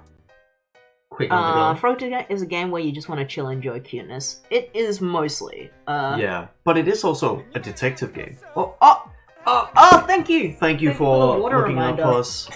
Stay hydrated, everyone. Have a big sip. Have you had water? Maybe this music is making me manic. Turn it low on. I'm just gonna make it a little bit down lower because it's too loud. I think it's a pump. This is my boss fight song, y'all. Yeah. This is the song I wrote for the boss fight. Don't spoil it. So, yeah, I made this music that's playing right now. This music right here. We do also make mixes, but we can't play that on. Yeah, but I can send them. Jams. So that's that link there is the mashups. Mm-hmm. You can call me Jesse if you want. And we did just talk about this, but this music is from a game Jesse made for their brother's birthday. Yeah. You can play it for free. It's really fun. And it will have in-jokes, but it is quite accessible, even if you don't know Jesse's brother. My point is the music is a bit of a banger that you're supposed to be like kind of energized for. So I'm a bit like down. Yeah. I'm a bit like on edge. Jesse's the boss. You have to fight them to win. Oh no. Oh, don't spoil no. So Frog Detective 1 and 2, very cute, very simple, very accessible, I would say as well. Yeah. Yeah, cute shit. Maybe not what everyone would have fun with. Yeah. But I think a big portion of this audience would. Yeah, great game, but not for great game. Gris, I want to put in artistically interesting. Yes. Super interesting story or feelings. Super interesting, like tone. Super nice art direction. And very simple gameplay. But it still makes you feel. Yeah. That's what I meant by tone. Yeah, like it. Even if you read it as it's binarily a story about this or that, it definitely like, puts a feeling through. Yeah, really cool. You get a pretty good like feel for the emotions as you're playing it. It's a game made by animators, so I hear. Like as in the primary portion of the development team. And it shows because the art is very good. Which is the same to say of Disco Elysium.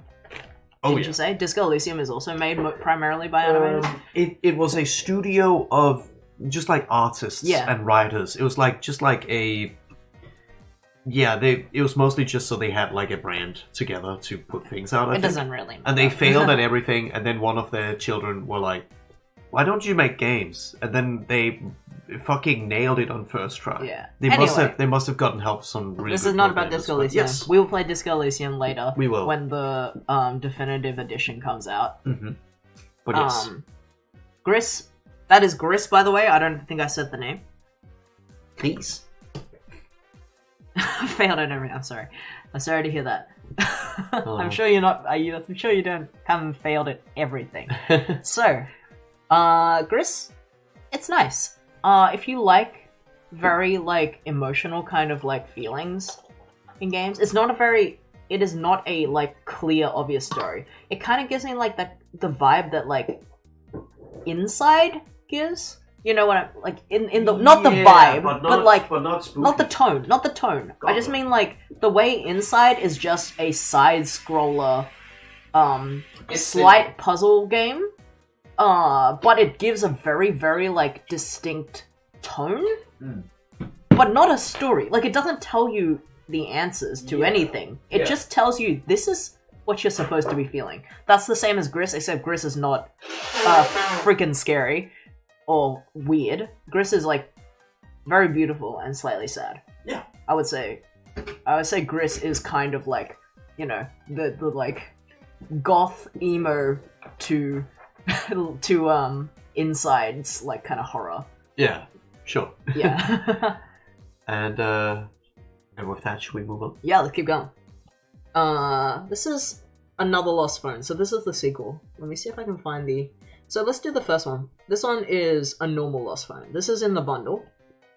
I think it's a great game, but not for everyone. I would say... Yeah, great game, but not for everyone. Yeah, for both of them. For both of them. Yeah.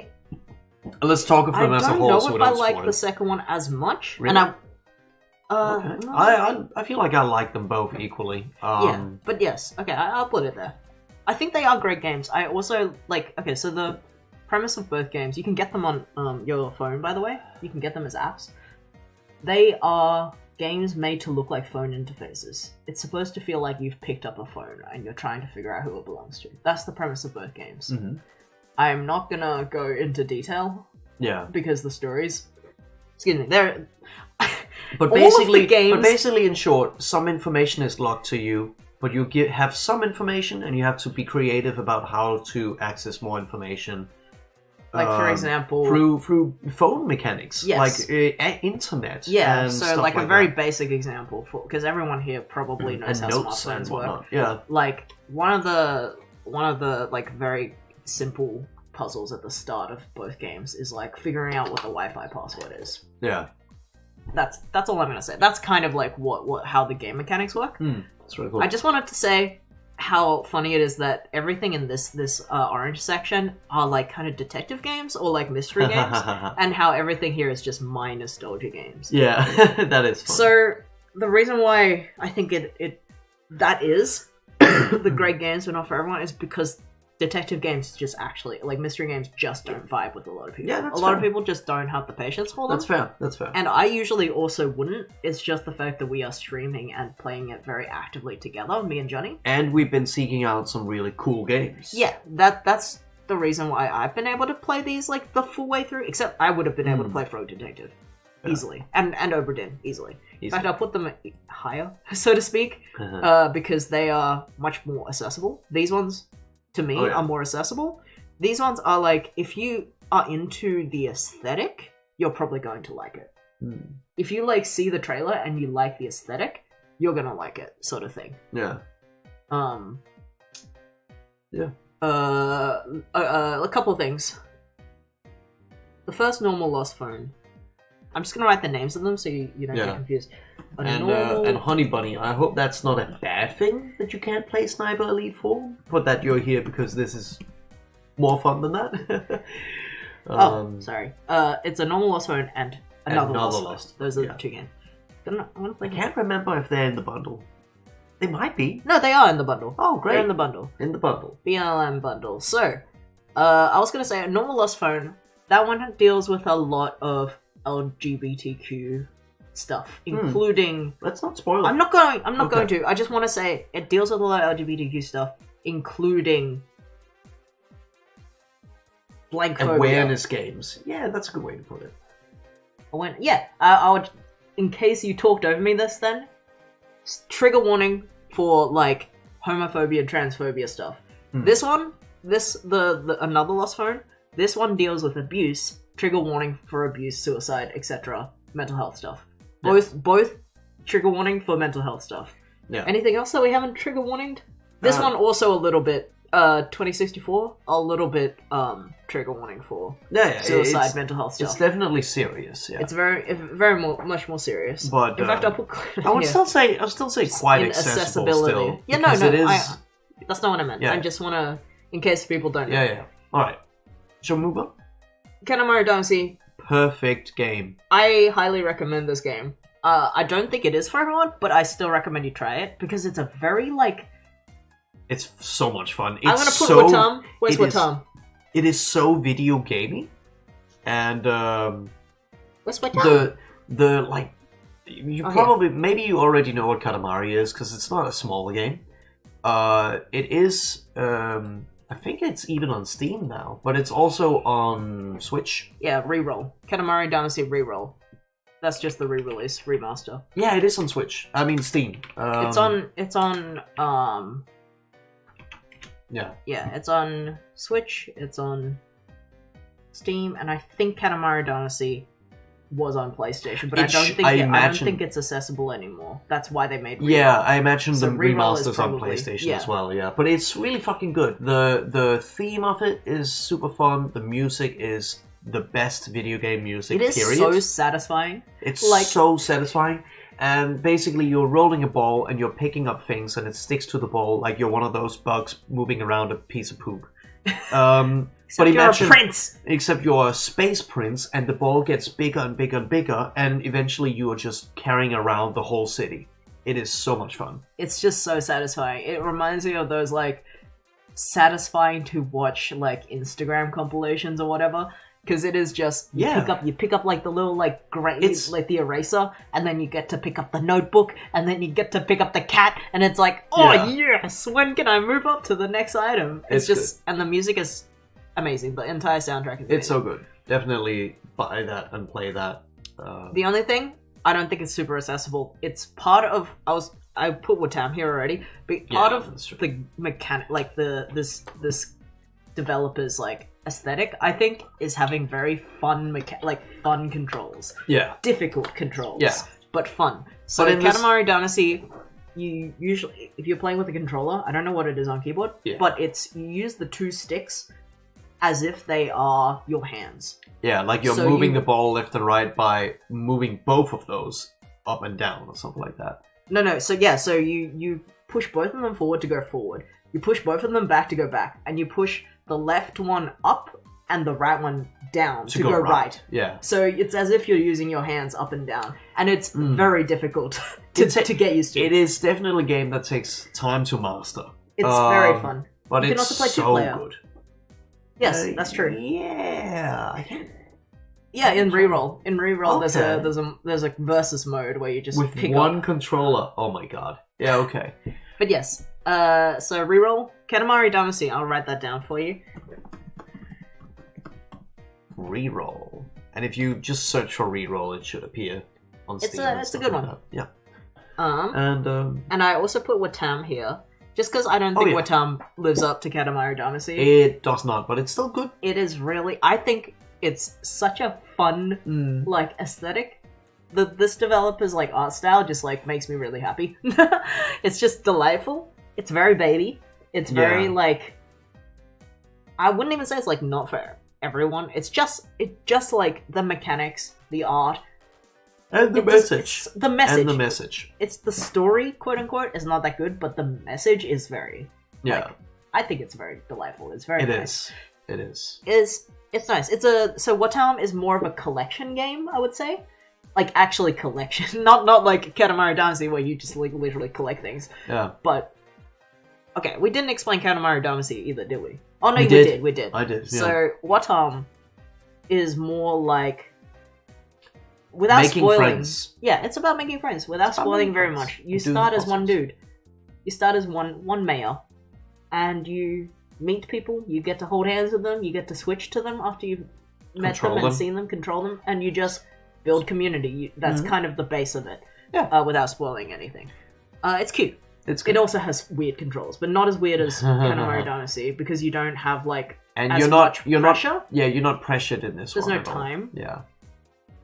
Yeah, it's just a cute, like, pretty game with fun mechanics and with fun, like, like, vibes. Let's move on because Let's it's go. almost 10. Yeah, it's alright. Kentucky Route Zero, I think it's the same Artistically, kind of, yeah. So, Kentucky Cool. Route Zero, we played very recently, but I don't think it can't make it to the, Oh no, it is. I mean, It's no, not even for everyone. I said, I was gonna say, it can't make it to the VOD channel because they're already too old for me to Oh right, yeah. It's absolutely not for everyone. I do think it's a great game. Yeah. I mean, I'll put it up here. I mean, The thing is, I think it is a really great game.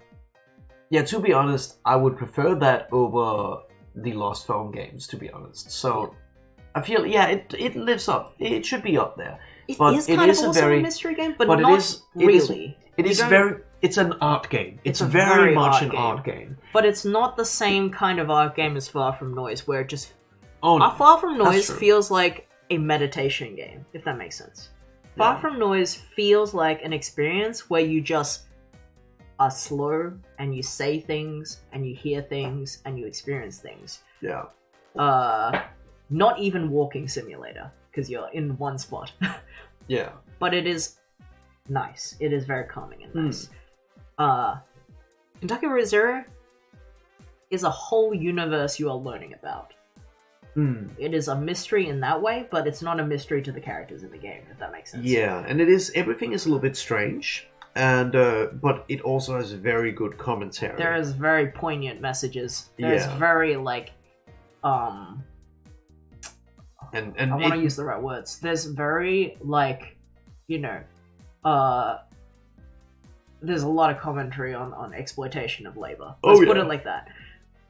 It does. If you play games to have very clear stories and answers, you're not gonna like this game, because I think it is one of those games that just kind of has. Can there be a hits different tier? I don't know what that means. Can there be a hits different tier? Not sure what you mean, honey bunny. Sorry. Like a new tier on here called hits. I don't know what you're Sumo talking about. No clue. So, Sorry. Kentucky Route Zero. Yes, it's cool, and it definitely. I feel like the feeling that it tries to express is very strong. But it's definitely not for everyone, because I think it's That's one of fair, those. yeah. It's a very abstract kind of like art game. A lot of people will not understand it.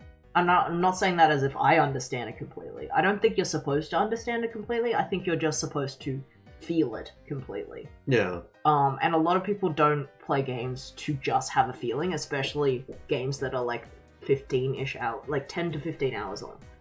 Yeah, that's fair. This game is 10 to 15 hours long in total, probably, or maybe 20.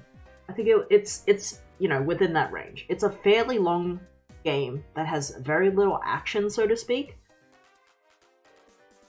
Yeah. And it doesn't have a lot of answers. So if that doesn't sound like your kind of thing, then that's probably not it. But if you can go through an experience like that, it is a game that makes you think and feel, and it's really cool. And I like the art direction of it too. Yeah, the art style is very nice. Mm.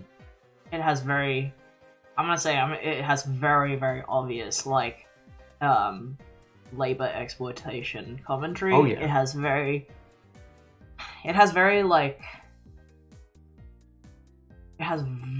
like, interesting kind of, like, themes and takes, and there's no one answer.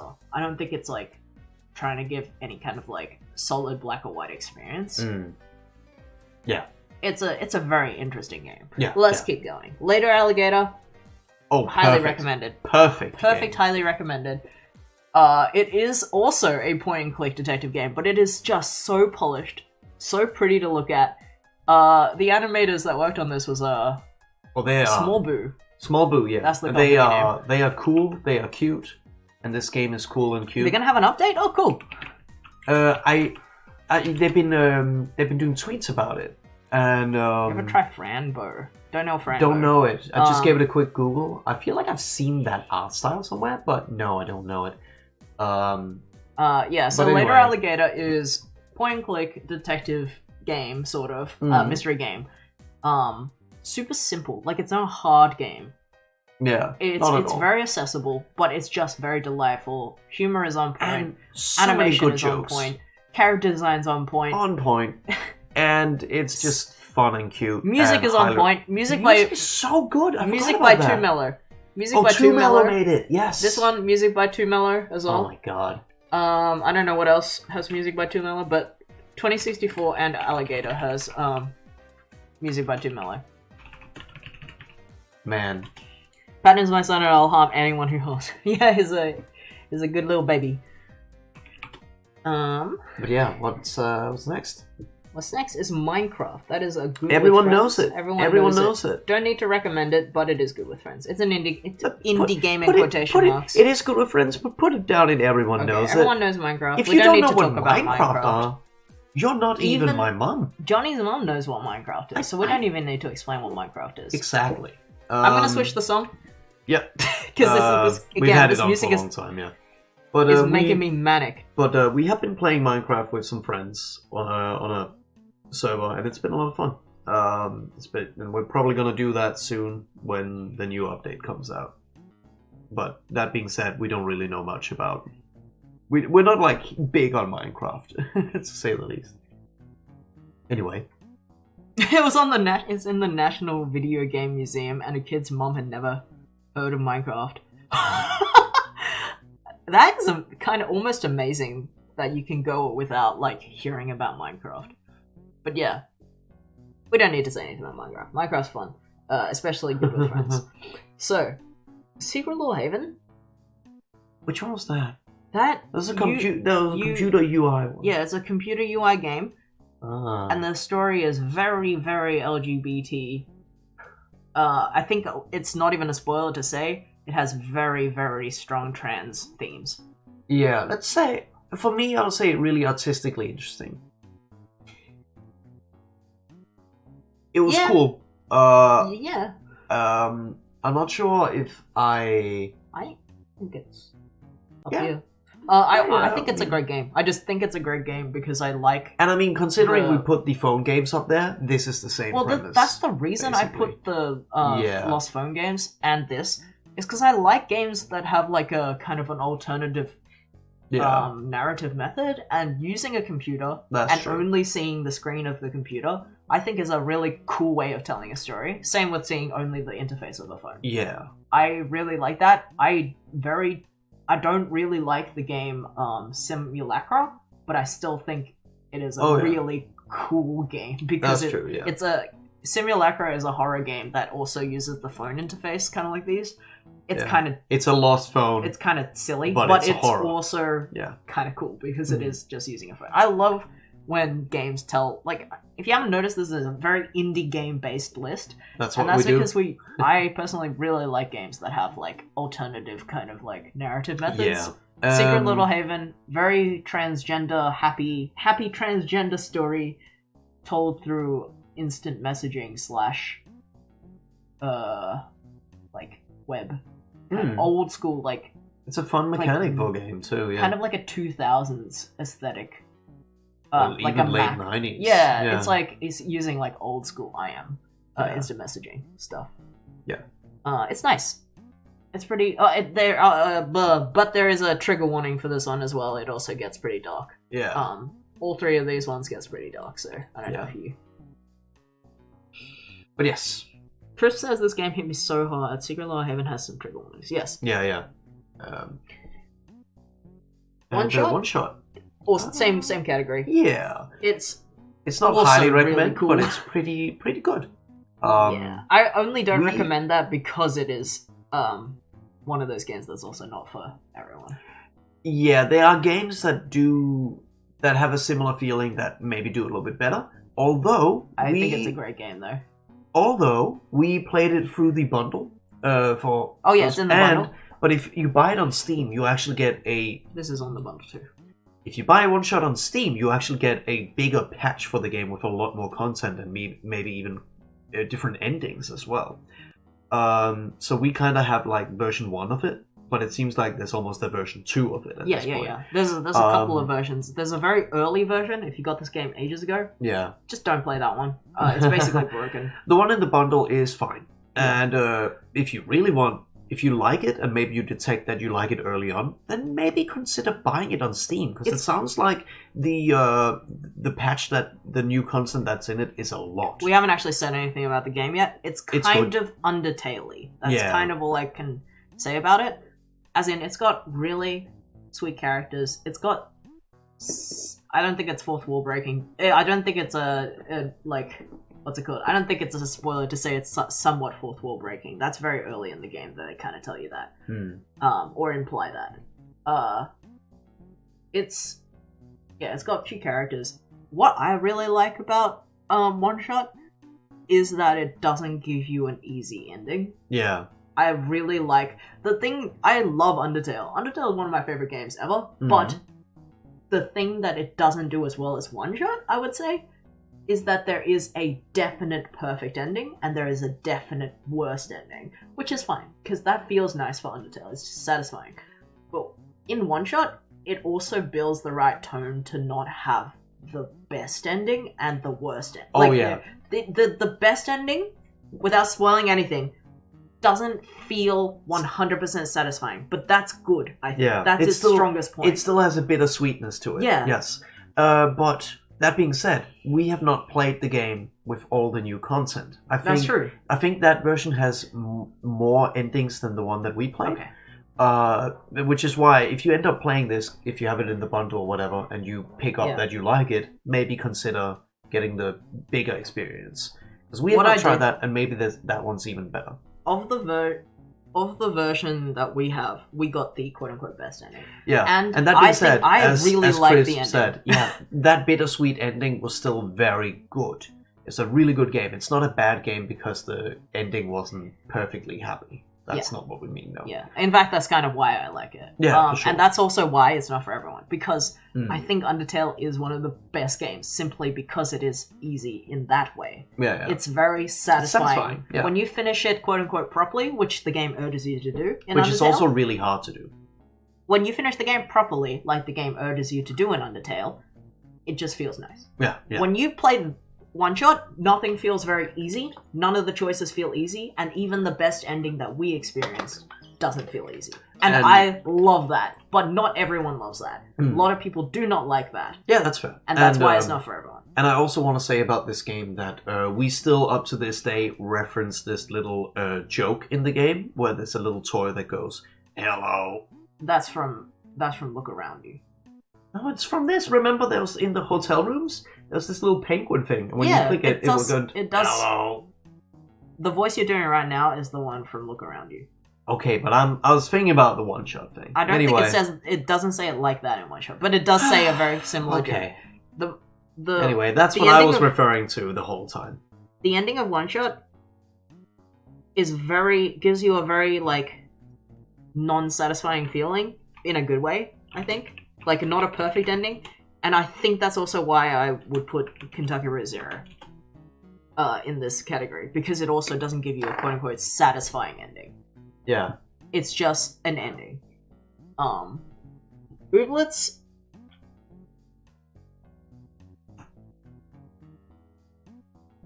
also here. It's good. It's a really good game. game. It for a long time. It's a really good game. The thing is, it's. I mean, it's a little bit Stardew Valley-esque. It is also really a little bit good. more Pokemon. I just think it appeals to me specifically. Yeah, it's about imagine Stardew Valley, but also Pokemon, and instead of fighting, it's dance battles. Music sick. Music is sick. It's so good. And often we've just been listening to the soundtrack. I remember when the game came out in beta, we were like, this music is so good. We looked it up. And the guy who made the music had 2 followers on Twitter. I hope he got a bigger following since, because he did a really fucking good job. Yeah. Anyway, I think he. I'm not sure, but yes. Ooblets is really good. Ooblets, as Johnny said, it's kind of like Stardew Valley in the way that you grow things, you manage a farm. Characters are delightful, art style is delightful. You grow the things you grow, they're not crops. Well, you can also grow crops, but they're little dudes. They're little Pokemon-esque guys, but they're not Pokemon. They're Ooblets. And with the Ooblets, you can have them hang out. You can have them do dance battles. They follow you. Remember how in Pokemon Hard Gold Soul Silver, the Pokemon follow you? In Ooblets, all 6 of your dudes follow you all the time. Oh yeah. It's so good. You can put hats on them. It's so good. It's delightful. But again, not for everyone. Not for everyone. But wait, hold up. No, the difference is Stardew Valley has a very strong design mechanic that is both accessible but slightly stressful, so much so that it keeps people interested in playing and is more accessible. Ooblets, it is very accessible.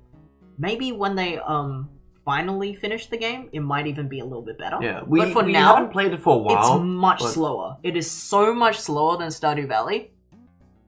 Yeah. That I don't think it keeps people in the same way. Maybe so. There's nothing that makes me... But granted, that being said, we are building that impression from the first version of the game, in beta. There has been updates since. Haven't played it for a long time, but There's I also think we'll shinies. I think we'll wait till it's actually released before we give it another shot, I imagine. There's also shinies. Yes. Says Script. Yes. Ooblets, there are shiny versions. You can get seeds specifically for ooblets that are shiny. So you won't have to randomly draw the shiny ones. You specifically defeat... Oh yeah, when you defeat them in dance battles, you can get the seed for them and then plant them and they become real. Yeah. So, ooblets, very fun. If you like Pokemon, if you like Stardew Valley, it is for you. Yeah. It is much slower though. So, yeah, that's the only thing. Yeah, let's move on. Papers, Please. Papers, Please. Perfect Same game. place. Perfect game? Perfect game. Okay. I would recommend this game. For everyone? Yeah. I mean, yeah. The thing is, it's not that it is for everyone. I would just recommend this game. It's good. In fact, I would probably... You know what? I'm putting this one up here too. I would recommend this to everyone. It isn't for everyone. Fair. These two are not for everyone, but I would recommend them to everyone regardless. Maybe we should change and the I have. System here, so it's just the biggest recommendations and recommendations instead of if it's for everybody. And that's what they already are. Yeah, so that's kind of read them as that as well. The thing is, I think this was probably going to be my top recommended game. Yeah. Just the fact, I don't think it is for everyone, but I do think that everyone will get something out of it. And the experience that we had with it was so strong. Yeah. And you can only play it once. You can only really play it once. And you can't, if you watch a YouTube video of someone playing or you watched our stream of it, you won't get the exact same experience as playing it for the first time live. Yeah, that's true. Unfortunately. So I recommend if you are interested in playing it, you should play it. So Papers, Please, it's just very polished for a 2013 game. Yeah. Like, it's just very solid, and everything you do matters. It feels like it matters. Yeah. You are working as a border control guard, and you are making the choices. Yeah, making choices whether people and you don't have to make the right choice right quotation mark choice. And that's part of the game. But you will be penalized for it. So, and you also have to pay rent to make sure that your family can stay safe. It's very political. It's very simple in mechanic, but very difficult in choice and very difficult in kind of themes in that way. I still think it's just a really, really good game though. Yeah, it is. It's good. Yeah, it's just good. I just think it's a good game. And Oprah Din and Papers, Please, made by the same person. Yeah. And what are they called? I can't remember, but that's easy to find out. Yeah. But yes, Pathologic 2. I mean, in a sense, that is also a perfectly designed game, but it is definitely not for everyone because it is ridiculously hard. Holds up for such an old game. Yeah, it does. Pathologic 2. If you haven't already seen the H-Bomber Guy video, it is just a very solid kind of survival game, I would say, sort of. It's a survival game. You play as a surgeon, and you try to make friends and save people around you. Sort of. That as a non-spoilery way to say there is there's a plague going on, and you're trying to... You're in Russia.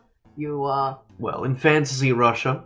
Yeah, you're in the middle. It is definitely a fantasy world, and it's kind of in the middle of nowhere. But there's also some kind of connection to the Aboriginal people of this place, the native people of this place, and the people who there's some conflicts going on.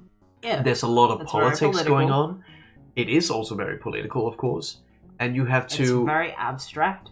And it's very like it also another reason why it's not for everyone. It's hard. It's very hard as a game, but it's also very hard in terms of like choices. Yeah. And yes, so basically throughout this game you are constantly racing through racing with the clock. The time is real and you don't have time for every choice you want to make. And that will make consequences. It may even cost some important NPCs their lives. And they'll just be dead. Because if someone gets sick, it's your job to try to prevent, as the surgeon, to either cure them, which you rarely can do throughout this game, or lower the risk as much as possible that they will die the next day. Because basically every time someone gets sick, there will just be a risk bar that goes up and down depending on how well you treat them. I'm just going to change the music again. Does someone want to rip the bong? Just change it. Okay. We don't need to kill all the points. Someone can rip the bong. You may rip the bong. Okay, so... But, so Pathologic 2, the other thing about it is it also has that kind of like artsy abstractness to the story that makes it, once again, neither ending feel perfectly correct. Kind of. Same reason that I like One Shot is the same reason why I like Pathologic. Like they give give you a hard choice. To my understanding, there's two endings and extremely hard choices throughout the whole game. And at the end of it, you don't necessarily feel satisfied, but in like kind of a good way. Yeah, because you are making a hard choice for the sake of everyone. Yeah. It's very real, and that's why I like One Shot as well. It's like all fantasy, but it's just real. Then you can't do everything perfectly, and that's why I think that's just a really like cool thing for games to have. We got Sea Shanty. It's got a vibe to Sea Shanty. It's got a like that. Welcome to the stream, TJ. Thank you for the Sea Shanty. Okay. And with that, should we move on? Yeah, let's move on. Yeah. Payday, Good with Friends. Good with Friends. Honestly, not a indie game, but yeah, Good with Friends. Payday 2, by the way, that is. Yes. And that being said, Payday and Payday 2 especially, they are a perfect high recommended game for me, honestly. That is a game series and a game mechanic that I have had so much fun with, especially playing with friends. I will put it up there then. I think that's fair. But I will say... highly recommend this game. Yes, and just to finish that thought, but the friends are essential, I would say. Because if you play with strangers, it's not at all the same experience at all. I feel like friends is essential for this.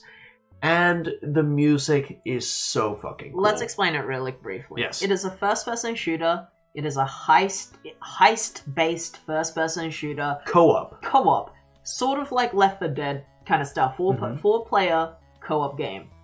Except instead of shooting zombies, you're shooting cops. So and robbing banks and whatever. Wearing clown masks. It's just high excitement, very fun. And this game, they give you the option of... Lasse's here! Lasse Thank you for the wife voice, I'm here. And now I know you're here. Payday 2 and 1. And 1 is good too. But 2 is generally an improvement. But yes, as you said... People are still playing 2 though, so like you can... Yeah. And they're pretty cheap. They're like fucking $10 or $15 because they're both such old games. The core game. They have... The thing with Payday 2, it has so much DLC, and the price of all that together is kind of ridiculous. That being said, yes, the game is so exciting. So what they do is they give you stealth options or loud options. And the music is dynamic in this game as well. So if you get spotted and you're about to have a shootout with the police, the music will get more intense. They have 2 versions of every heist song, I think. Yeah. They have 2 versions of every heist song, and there's a quiet version and a loud version, like Johnny said. So any mission that can be stealthed, there's a version that will be playing at the start, and as soon as you break the stealth, it transforms into the... It starts developing. It drops, depending on where you are. Because it's sick. Because while police are alert that you are there, it will be more heavy than when it's silent. But when there's a police raid, it will get even harder. It is just so fun. And not all the songs are equally good here. No, of course not. But the ones that are really fucking good are so fucking good. Anyway, that's Payday. Most people already know about it. A lot of people will have probably heard of it. I'm gonna quickly put on just like literally 10 seconds of one of the worst songs, but actually also epic. Oh no, don't do it. But yeah, Vapish, I totally know that feeling. We've done a lot of those as well, and it feels so great when you do a heist perfect. We almost like, so us two, Nick, Isla, Sophie, V, the 6 of us played a lot of Payday 2 a while ago. Yeah, and we did some missions and stuff. Yeah. Oh my god! Oh my god! The bits! Thank you for the bits! Thank you, Leslie. Thank you for the pride bits. We have almost perfected playing, what's that one called? I know which one you mean. It's the one where you're like... samurai suit. In the like... Yeah. But that being said, my favorite mission from Payday and Payday 2, because it's from Diamond one, Heist. is Diamond Heist. Just because the music is sick. Because the music is so good, and that's a banger. Anyway, we're talking about Payday for too long, I feel like. I need to put on the epic song. What's the epic song called? No, don't do it. Give it my all. Give it my all! Give it. I'm gonna play it for like 10 seconds. No. So, yeah, not all songs in Payday are equal. Yeah. This is like such a funny song from Payday 2. Anyway. Most of the music is actually epic though. So joke wasn't even put through here, because when you listen to that full song, because most of the music in Payday doesn't have lyrics, but then like 1 or 2 of them do. And this is one of them, and it feels so weird and out of place that there's a guy singing about really just giving it your all. Yeah. While you're killing the police. Alright. Anyway. Ooh. I would recommend Pikuniku, actually. It's just so accessible. Mm-hmm. It has a very, like, baby art style again. Yeah. But it is just super quick and accessible as a game. Like, nothing in it is super hard. And the story is just very concise. Like, it's clear. It's satire that is so clear. Like, in the same way that, like, Night of the Consumers is, like, just so clear. But it's really fun. And the gameplay and the characters and the story, it's cute. It's cute. We didn't fuck around a lot with the multiplayer mode. Because there's a single player mode with a fun, cute story. And a, like, multiplayer mode next to that with some puzzles. Some puzzle challenges. Platforming puzzles. We played a little bit of it. That was fun too. Pikuniku is just like it's just delightful. It's just a delightful platform puzzle game with a story the story is very big of it. That is anti-capitalist, yeah. It's somehow very anti-capitalist, even though it's a baby game. Yeah. High octane heist game to baby game. Well, that's the range. We got the range, baby. That's the range, baby. Sea of Thieves, Good with Friends as well. Yes. I wouldn't recommend it to everyone. And it is a good game, but I think it is just good with friends. I wouldn't play this alone. Yeah, but it's the same with Payday for me. Like, I would not play Sea of Thieves or Payday by myself. But yes, Sea of Thieves I wouldn't recommend as much as Payday 2. What's good about Sea of Thieves is that it is highly optimized. If you have a computer, chances are you can play it. Because even on maybe 15 FPS, but it is really even if... And it still looks great. Oh yeah. And if you have graphic? And if you have a good computer, the graphics are amazing. Yeah. A lot of fun to play with friends. And what's great about the game is you don't really level up any skills. You here we go, sea shanty, of course. We're gonna let this play out. We're just bopping along. But yes, it's a bit longer than I thought. Gotta have the scream as well. But yes, what's great about sea shanty? I'm gonna put on my fishing song, which Johnny helped make. Yes. What's great about the game is every pirate is equal. The currency in this game, all it unlocks is cosmetics. Yeah. And you can at any time change your boat size depending on how many players you are on your crew. Up to 4, of course. Yeah. And yeah, it's just quite accessible because of that. It's I like that. what Johnny's saying is like you don't upgrade your weapons. You don't. It's not an RPG where you get like stronger or none of your like stuff gets stronger. You just everyone has the same three weapons. Everyone has the same access to food and ships and I want to say ship battles are so much fun. And because there's not a lot at stake, because the loot will only be used for cosmetics, it doesn't feel too bad to lose in this game. Yeah. Where and it can feel bad to lose in Payday, for example. Yeah, you respawn in Sea of Thieves in like Thank you. Stay hydrated, everyone. Thank you, DJ. That's a reminder to take a sip of water in case you didn't hear our good friend David Byrne there. Yes. Alright, so yeah. Respawn time is like what? A minute or maybe 30 seconds? It's not bad. It's very quick. Yeah. So very getting Mega Shark, Double Ghost Ship, and Thunderstones. Yeah, it's like also it's a server where there's I think I read 12 or 16 players. Yeah. That's the maximum amount. And 3 of them could be your shipmates. Yeah, so which also means that when you finally encounter other players, that can be a very hectic experience. Your funny sounds are a little low. Yeah, I feel like the sea shanty wasn't, but maybe David Byrne could get a bit more audio next time. I can do that. But let's move on. Well, you can talk about the game. No, let's talk about the next game. The next game is Hades, which we almost don't need to recommend because you've probably at least heard of it. I'm gonna put it perfectly high. It's an indie game. It's a very successful one. Yeah, no, I'm. It deserves that. It's not that it's not an indie game. It's just I almost don't need to recommend it because it's already been recommended. But look, Hades is the best game of last year. Period. It's. Everyone here probably knows, but it's a roguelike, roguelite, but with very good accessibility, because you passively get stronger quite naturally, but there's even an easy mode where that is boosted a bit more. You're the son of Hades. You don't want to be in hell. Yeah. So you try to escape it. Pretty fucking. It's a dungeon crawler. It's a dungeon crawler. Yeah.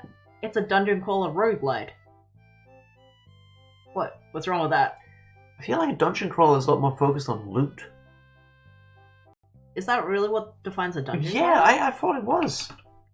Oh, it doesn't matter. But you go through randomly generated rooms, defeating monsters. It's more like they're actually not randomly generated, but they are randomly picked from a list, I think. Yeah, that's what I meant. Which also means that each room is perfected in a way, but there won't be any super weird kind of rooms. I will turn up David Byrne, but yeah, Hades pretty good. Everyone here has already played it, and if you haven't, who are you? Probably also, Eva. My mom probably. I'll turn up the funny sounds. But yeah, it's also just created by a really fucking cool studio with really good ethical organization systems, like No Crunch. Supergiant, No Crunch. The folks that made Bastion. And so on. Pyre? Pyre's in the bundle. I want to try that sometime. What's the other one called? Yeah, it doesn't matter. Hades good. Hades very good. Hades good. Let's move on. It has really. Did you mention that it has really nice character designs and art? Because it has really nice character designs and art. Because I only talked about half of the draw. Yeah. Me and Johnny are both into it mostly for the gameplay. Yeah. The game is so polished in what it is.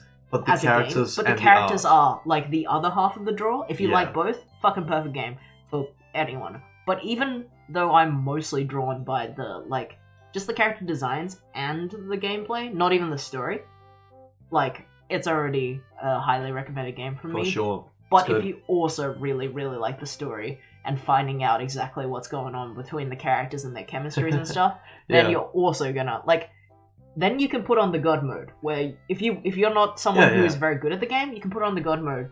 You can go through the runs very simply, and then you can like unlock more of the story. Yeah, for sure. It's a pretty good system. And last just wrote, I miss you talk about Short Hike, but I gotta say it's one of the best and purest indie games experiences I've had. Yeah, we said something similar. We said it's just such a like simple, delightful, enjoyable experience that we highly recommend it because it's like it's super accessible, it's super delightful, it's super like calming and fun, and it's quite short, but that doesn't mean it's bad. Yeah, it is a really nice experience for those few hours it is. Alright, I'm gonna put on a shopping song again. Okay. Alright, let's move on. Subliminal. Okay, Tacoma, highly recommended. Oh, Tacoma, yes, highly recommended. Best fucking take I've seen on that. Yeah, I'm just gonna write it for the people who don't know how to spell it. Tacoma is another like game set in the future, set in space. We were recommended to play Event Zero after we played Tacoma because it's similar in that way. It's a first-person game. Tacoma has no one on board. You are sent into a spaceship with no one in it, knowing that there was something has happened. I don't want to spoil too much. Knowing that something has happened, and some what are they called?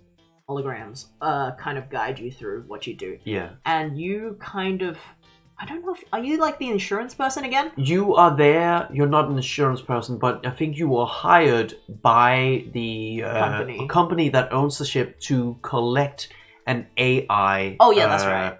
Yeah, an AI. Yeah, it's not actually an AI though. No, it is. No, as in. Okay, you're getting too close to spoilers anyway, so... But anyway... No.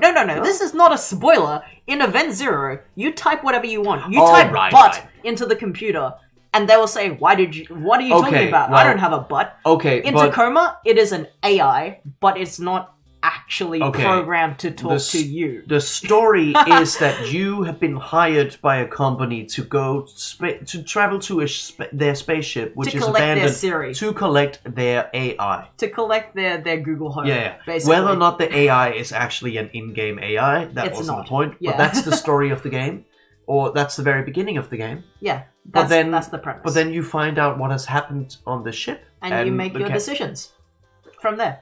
And it's pretty fucking good. It's made by the people who made Gone Home. But this is definitely a better game than that. Not saying Gone Home is a bad game. No. But this is a much more interactive experience than Gone Home. Yes. And it has some of the coolest art direction. So, in the same way that Obra Dinn... Attention to detail. In the same way that Obra Dinn is a detective game, where everything has already happened, and you're viewing the memory of things, Tacoma is exactly the same in that way. You don't write the solutions to the detective stuff down, but you're kind of playing a detective in your own way, as the player. And you do experience recordings of things that have already happened. In this case, actual recordings, because we're in the future.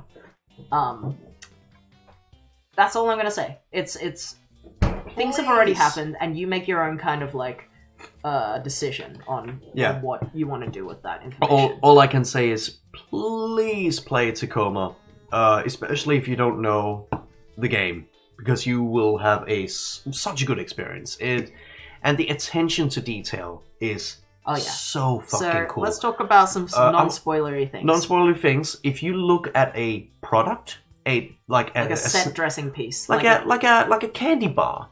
It literally looks like a real life candy bar, like the packaging. Words are every single piece of word on the detail about the contents of the product and stuff are readable, and it looks just like if you pick up a real object in your life. I want to add before you get too much into it, the game is not. This is not a spoiler. The game is highly political, highly anti-corporation. From the get-go, you kind of already get that vibe. But it does that even succinctly in the set dressing, which is what me and Johnny are kind of like, I think, talking about. Yeah. So, not only do you pick up the candy bar, and it is a very real-looking candy bar, or like Isla says, the juice pops and snacks. You see it, you see it, but this game is set in the future. I think like 2030 or 2040 or 60 or something. whatever. It's set in the future, you're in space, everything's highly corporate, you work for a big corporation, you're in a ship whose supplies are owned by the corporation or are provided by the corporation and such. You look at a candy bar. It looks like a real candy bar, except it looks like a candy bar in a highly libertarian, neoliberal, neo-capital, neoliberal, so hyper-capitalist kind of society.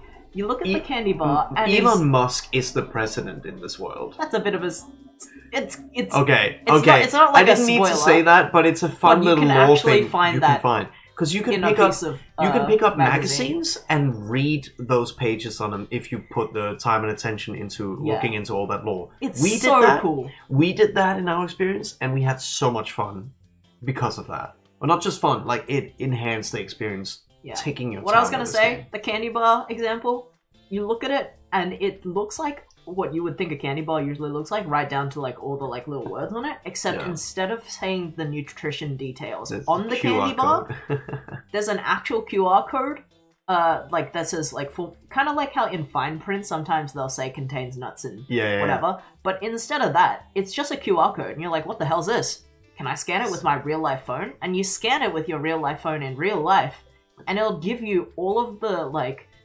The little information asterisks. So may contain nuts. So in this like, future, made with byproduct of this. Like all the shit that in real life you can imagine corporations trying to do or could possibly be doing. It's just so real, and it feels so real because this is Nick. This is definitely something that will happen while we are living on this earth, because it is products putting away the fine print or making it less accessible, and we know that will happen. And this game just good at, like, shows that very well. Yeah, it's just so immersive. If you choose to like actually explore the details, you will be immersed in how real and interesting this hyper corporate, hyper capitalist kind of future society, neoliberal. Would you say? Yes, like a libertarian. That's the term. That's the term. Yeah. Anyway, it's cool. Play it. It's so cool. Tacoma, really cool. And yes, Nick, we haven't started yet, so you will not miss that. We haven't started clamming. We are almost done. We're almost done with the speed it up so we can get on to the game. We haven't been, what's it called? Stalling? We haven't been stalling. But we did know that Nick wanted to join and might join later. Yeah. Superliminal. But we've taken our time still. Art game. Superliminal. Cool. Super cool. I do think it's a great game. I also don't think it's for everyone, but I think it's, on top of anything else, an art game. Yeah. It's an experience. It uses really cool camera mechanics, like perspective and like, field of view and stuff. It's a puzzle game about changing the size and even the shape of things depending on perspective. Yeah, it's kind of... Imagine if you're playing Half-Life and you can pick up things holding E as you can.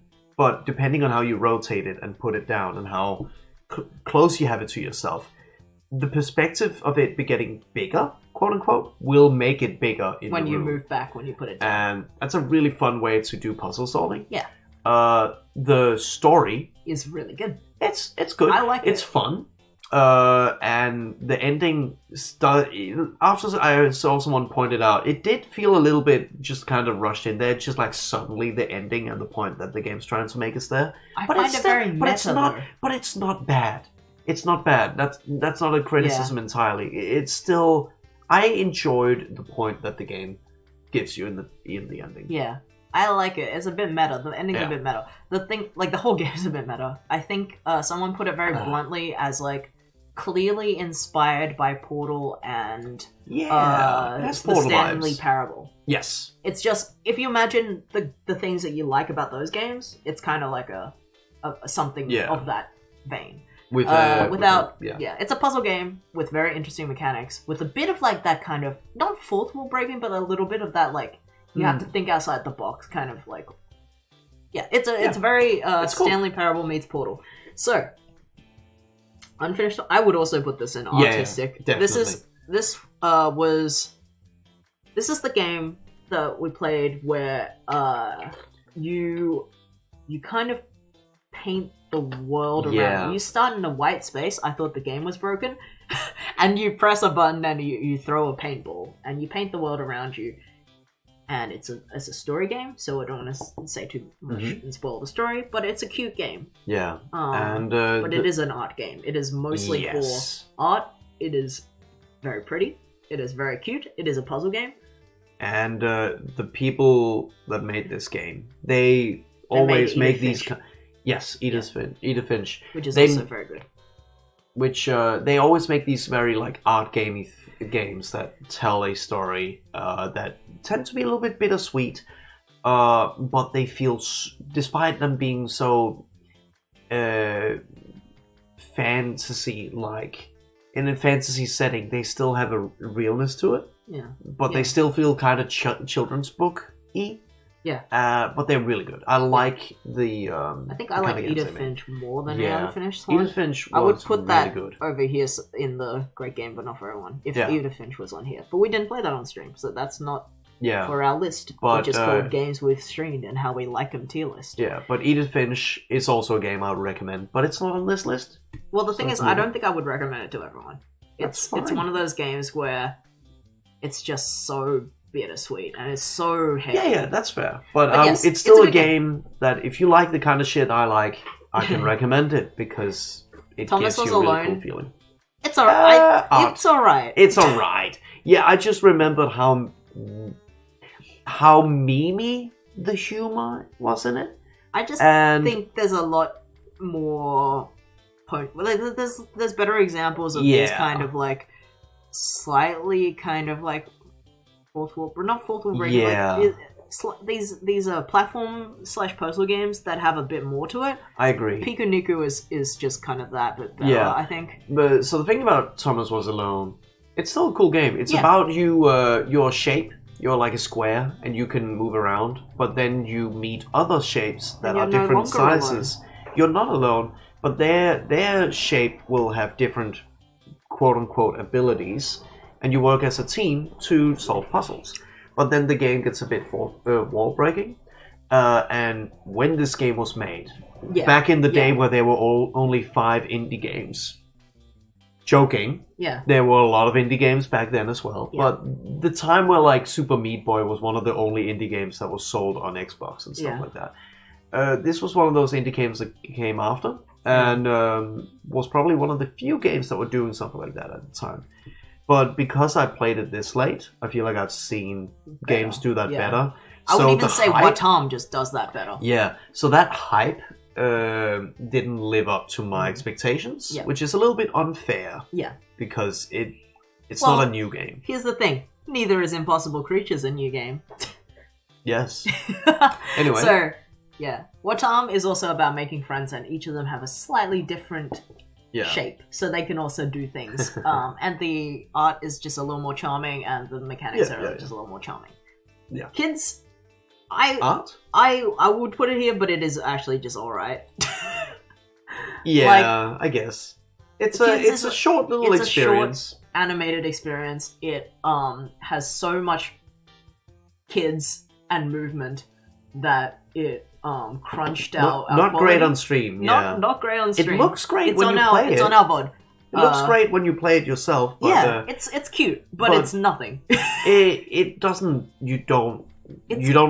Afterwards, you haven't learned anything. Yeah. You haven't felt anything new. It's just kind of there. Yeah, but it's cute. Fun. It's fun. It's alright. It's cute. Hey, it's alright. Islands, I actually like this more.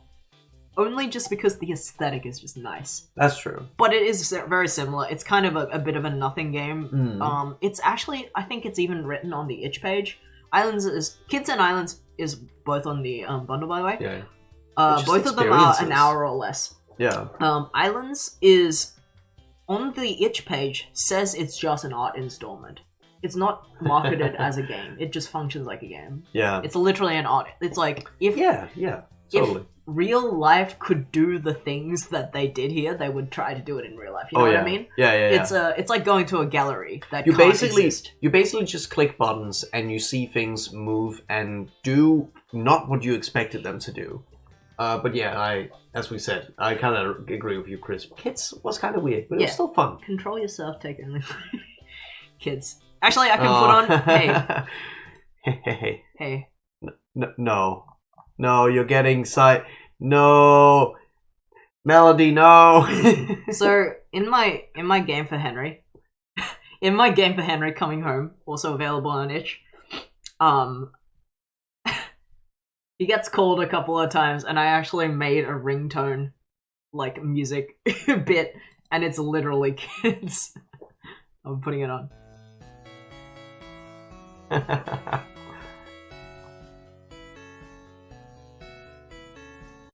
Yeah. It's literally That's that. That's It's just a ringtone. complete coincidence that you said that melody. So, let me chuck on A new one. a new one. Maybe boss theme, because we're about to end. Oh, you want to do the boss theme? Let's do boss theme, because Almost we're about time. to end. Here we go. An almost new gaming. Producer Isla bunks y'all with a Claim XD. Clam. It's 10:40 p.m. Yes. It's okay. Let's finish this. Clam 2 is apparently very It's short. It is like, short. the demo is probably less than an hour. I But agree. yes. But I agree with the producer. Let's finish this up. Let's not get sidetracked anymore. So it won't be 1 a.m. when we do finish, because we play games slow. We do play games a bit slow. So, and lower the audio a little bit. It's a bit loud. Oh, sorry. Did crank it a bit. So, tier list, Jay. Yes. Let's go. Goose Game. Perfect game. Highly recommend Goose Game. If you haven't heard of Goose Game, or Untitled Goose Game, I should say, it is on Steam. It is on Switch. I think that's the only 2 platforms it's on right now. It is, you play as Is it on gnome. PlayStation? No. No. It was a Switch exclusive when it came out. Okay. But it's good. It's, you are a bastard goose. And you just do rude things to the people in the little small town you're in. And, it's fun. It's real fun. It's so fun. And everyone is so, like, kind of... Punk simulator. No one really does anything about you that much. So you just go about you're just a bastard. You're just a bastard to some small town people. Yeah, it's literally a goose simulator. It's so fun. Except it's very delightful. There's a bit of a story. And It's a goose simulator with a bit of a story that is delightful. And the art direction is good. Very simple graphics, which work very well, and some very fun music. GeoGuessr. It's alright. GeoGuessr is alright. It's alright. I don't know if it's free anymore. Last time I checked, it wasn't free anymore. They made a battle royale version, apparently. Yes. I haven't looked into that. So GeoGuessr is a game where you're dropped somewhere in the world on Google Maps, and you try to guess where you are. And you get points depending on how close you get to the point that they drop you. And from memory, we did a 100% perfect one once in a very Not hard 100%, area. but we got 5,000 points, which is the most points you can get. Oh yeah, As in, we were within like the so 10-meter radius or the 5-meter radius. It feels so good. It was an Australian place. It I remember feels it because so good when you find it, because it's like it was still in the middle of nowhere, right? It was it was on a it was road. definitely in the middle. It was on a road leading to a little town. Yeah. So it's like, how did we find that? It was an Australian place, which I recognized by the trees and by the color of like the ground, like the dirt and the sand and shit. Yeah. And like just the general vibe. It was in Australia, and we went to the closest town. And I recognized the color of the license plate to define the state, because Australia is a state-based country, but there's only 6 So it's easy enough to recognize them, yeah. states that it could be. But it was still some kind of in the middle of nowhere town. So we still had to look around for a bit and find clues. But it was fun. Anyway, let's move on. Let's move on. And this is the last game that we've played. Pocket Watch. A titled duck game, as you jokingly called it. It's called Pocket Watch by Sock Pop. Mm-hmm. And I'd say that's a great game. It's a great game. Is it for everyone though? I don't know. It's a great game. I wouldn't highly recommend it, so I'll say it's a great game. The thing is, it came out 2 months ago, and they are still hotfixing it. The last time they hotfixed it was like a week ago. So, and we found quite a few bugs. This is on our VOD channel if you want to just watch us play it. It took about 5 hours for us to play, but it doesn't need to, because we were trying to find we took one too of the long. collectibles for like an hour. So it's about 3 to 4 hours, I think. So here's the thing. game is cute, play it as it is, and you might notice, oh wait, there's secret collectibles in this, and there's 7 of them. You can do that later. If you're not streaming, do it later. Don't worry about it. We spent too much time. We were too stubborn in getting them. The very little change it does to the game is wholesome, but it's not important. No, it's not worth it. So, Carry On. Do we play Carry On? No, we haven't. I don't think I could. What's that? It's another indie game. It's like a platformer where you play as like a bunch of goop. But it looks so chaotic. I'm not sure if I could handle that kind of like control. Like it looks very confusing. Yeah. Carry On. Who said that? Crisp. Right there. Carry On. There we go. I'm pretty bad with games that are. Oh, this like horror-esque game. No, we have not played this. We've not played this, and I don't know if I've seen Vinny play would be it. good at it. I don't think it's our kind of game.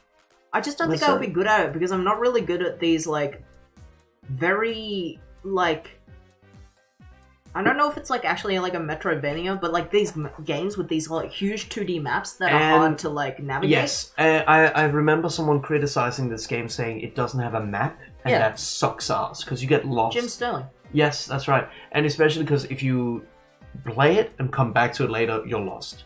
I think it's just like I don't think it's the kind of game we would enjoy. It's just specifically those 2D sort of Metroidvania kind of like map games. I'm just very bad at to begin with.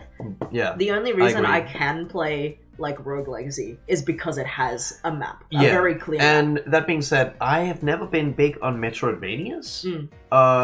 Rogue Legacy, yes, it has the same kind of map system, but it isn't a Metroidvania, which is why I still like those games. The roguelike part is more important. You know you're gonna die anyway, so it doesn't matter. The map doesn't matter. Exactly. But yes, like a solid map in 2D that is very like you don't know where you are, sort of. Even if there is a map, I'm very bad at that. I'm just straight up very bad at that. But, that reminds me, we played a game that is not on this list that has. Describe it. Metroidvania? No, I'm going nuts. Okay. It is on this list. It's Gris. There's a part in Gris that I also got super confused in. I'm not sure if it showed so much when we were streaming, but the underwater part of Gris, that gave me the same that Metroidvania map confusion where it's a 2D, you can go up, down, left, and right. And I just forgot where I was in a lot of the times. But yeah, from memory, this is all the games we've streamed. And if there's something we forgot it. Sorry, we forgot it.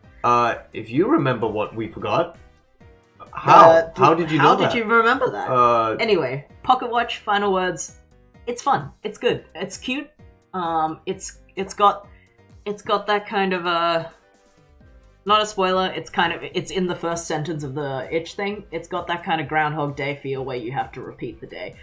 I saw a lot of negative reviews on it, unfortunately, because if you don't get the first important item you get, without spoiling anything, if you don't get the first important item you get, you are forced to start from the very beginning every time. We did that. You game over and you have to new game.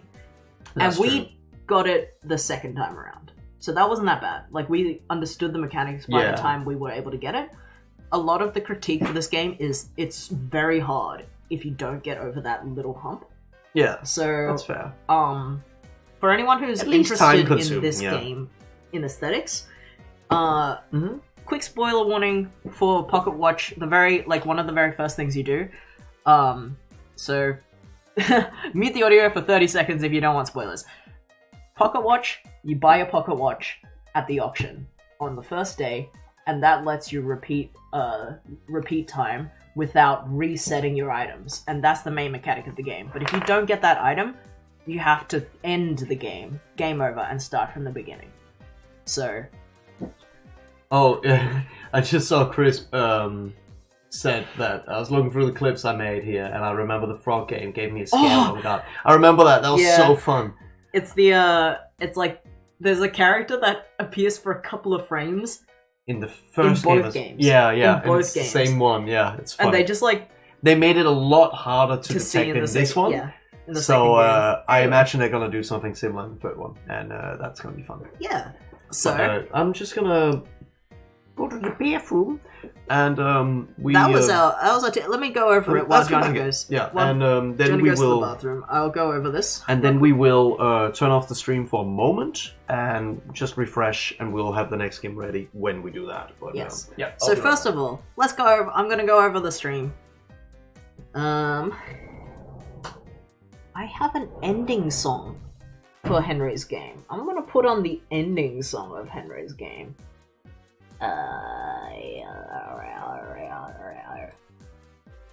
Because I feel like that would be very fitting.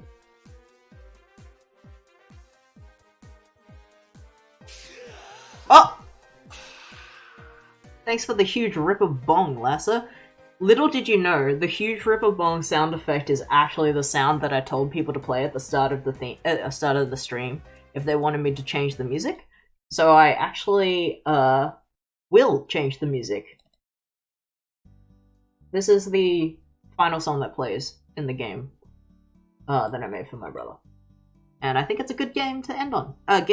Good song to end on while we're ending the tier list stream. But we will, as Johnny said, we will play Clan Man 2, the demo, after this. Quick recap for anyone who wasn't here at the start of the game. Hello, my name is Jesse. I'm the video game streamer. Johnny, my partner, is in the bathroom. Welcome to the stream. Late welcome to the stream. Here are the games that we've played, and here is our, kind of almost recommendation list.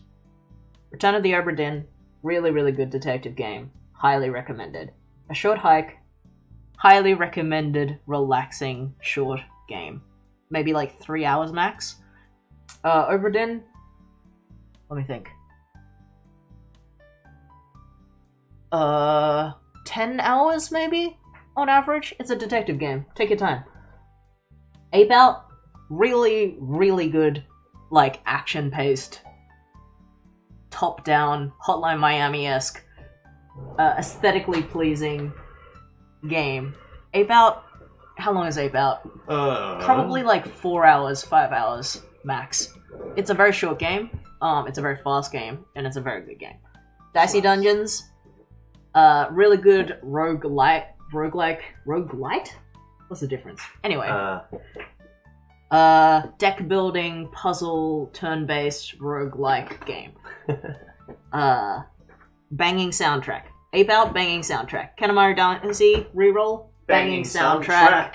It has really, really nice art style, really nice music, really satisfying to play after you pick up the controls. Highly recommended. Beautiful game. Later Alligator, beautiful game. Beautiful soundtrack. Beautiful soundtrack. Great animations, very simple, very accessible, very easy as a puzzle game, but it's kind of also a detective game. It's just fun. Really nice story. Stardew Valley, perfect game to play multiplayer, but also really good on your own. Farming simulator, relaxing, kind of Animal Crossing-esque, but a little bit more exciting. As in, you know what you're gonna do every single day in game. Papers, Please, really,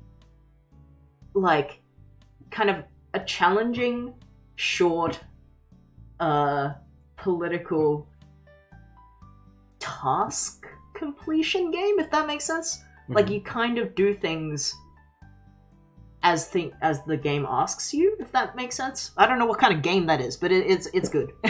It's short. You can save scum if you don't like the path you do. It's True. almost like you do save scum if you lose, right? That they let you start on any day.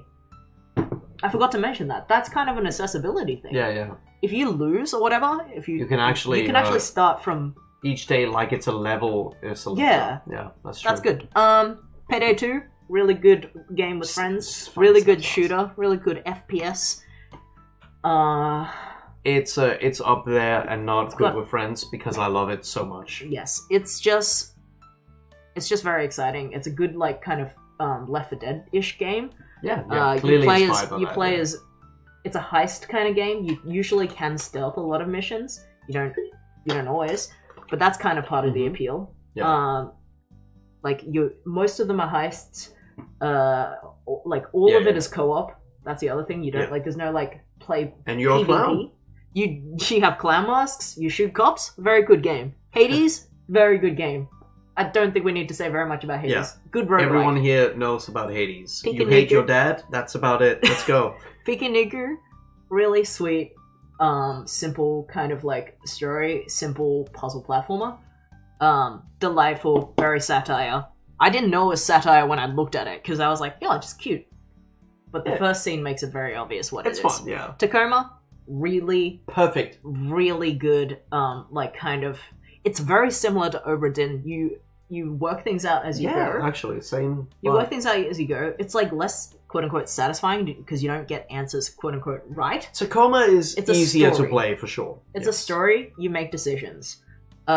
Goose Game, delightful, Fun. simple, Just dumb fun. dumb fun, Goose Simulator. Time to be a bastard. Alright. Great games, but not for everyone. Are you gonna go through them all? Yeah, Okay. just because All some right, people weren't here. Let's go. Frog Game, Frog Detective 1, Frog Detective 2, cute, detective games, very baby, not as much to say as like... But very funny. Very funny, but not as much to say as like Tacoma or Pikuniku as Mhm. like in terms of politics. So Yeah. that's why Yeah. they're not like...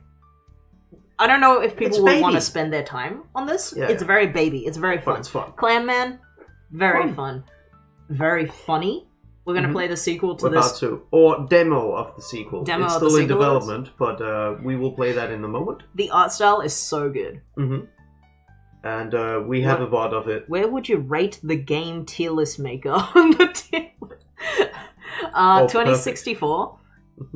Read Only Memories 2064 is the full name of this game. Really, really good cyberpunk game. Mm-hmm. It is a point and click-esque. It's not really a point and click, but it's like a point and click-esque detective game as well, sort of like mystery game. Mm-hmm. Very political, extremely friendly to LGBTQ stuff. Very anti-capitalist. Touches on eugenics, touches on like transhumanism, like corporation stuff, like very like it's what cyberpunk games should be. Yeah. Kentucky Road Zero. Zero. Very good feeling. High. Feels really. Makes you feel. Makes you It's feel. very art game. It's got really It's got good commentary and really good art direction. Very strange, but There is no- worth the feeling. I think a lot of people will not enjoy the ending. That's Or fair. this Yeah, game we doesn't. talked about this. Yeah. The point is, not everyone was here during the whole stream. Yeah. I'm summarizing this. So, Kentucky Route Zero does not give you answers. You just get a lot of vibes. So, to put it briefly, but it has a very, very strong anti-corporation, anti-company town kind of like Oh, yeah. theme, Which is really cool. Very like political. the next three kind of fall. Yeah. So Piece this all right is together. a normal Lost Phone, another Lost Phone, Secret Law Haven. All of these games are games that feel like you are on a different kind of device. On these two, they use like a phone interface, a smartphone interface. On this one, they use like a 90s or 2000s like Computer. Mac OS kind of like Mac DOS computer thing. These two stories are very LGBT. This one has a very happy ending. I'm gonna put it very briefly. And these two are a little more dark. But still positive. This one is a lot about abuse. Trigger warning for all three of these. They all deal with abuse in some way.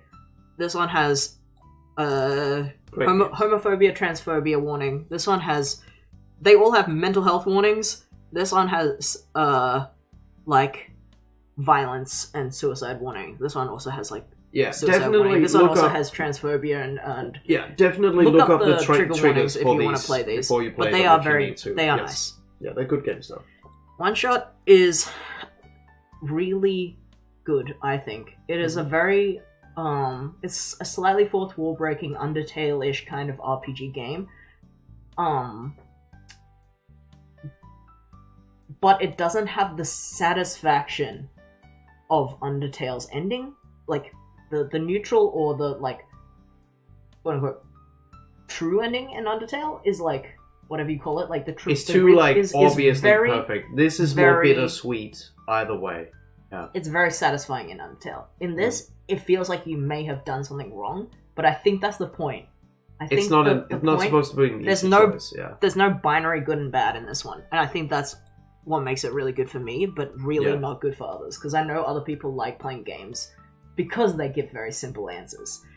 This one doesn't. This one makes choices kind of feel hard and weird. Ooblets, it's very similar to Stardew Valley, Pokemon, that kind of like Animal Crossing, that kind of like town simulator game. It's in beta, and I think I would put it higher if it was a little more like engaging. Done. Well, for me, I think it would be a little more interesting if it had more content, a little more engagement in terms of like, it doesn't keep me going the same way Stardew Valley does. Yeah. But it's still super cute, and it has a banging soundtrack, and instead of like planting crops all the time, you plant basically Pokemon. You get little dudes, little plant dudes, and they dance, and you put hats on them. And the music, instead of fighting, they dance. Good. Yeah. And it's sick. Pathologic 2, it's just a very hard plague game, survival game.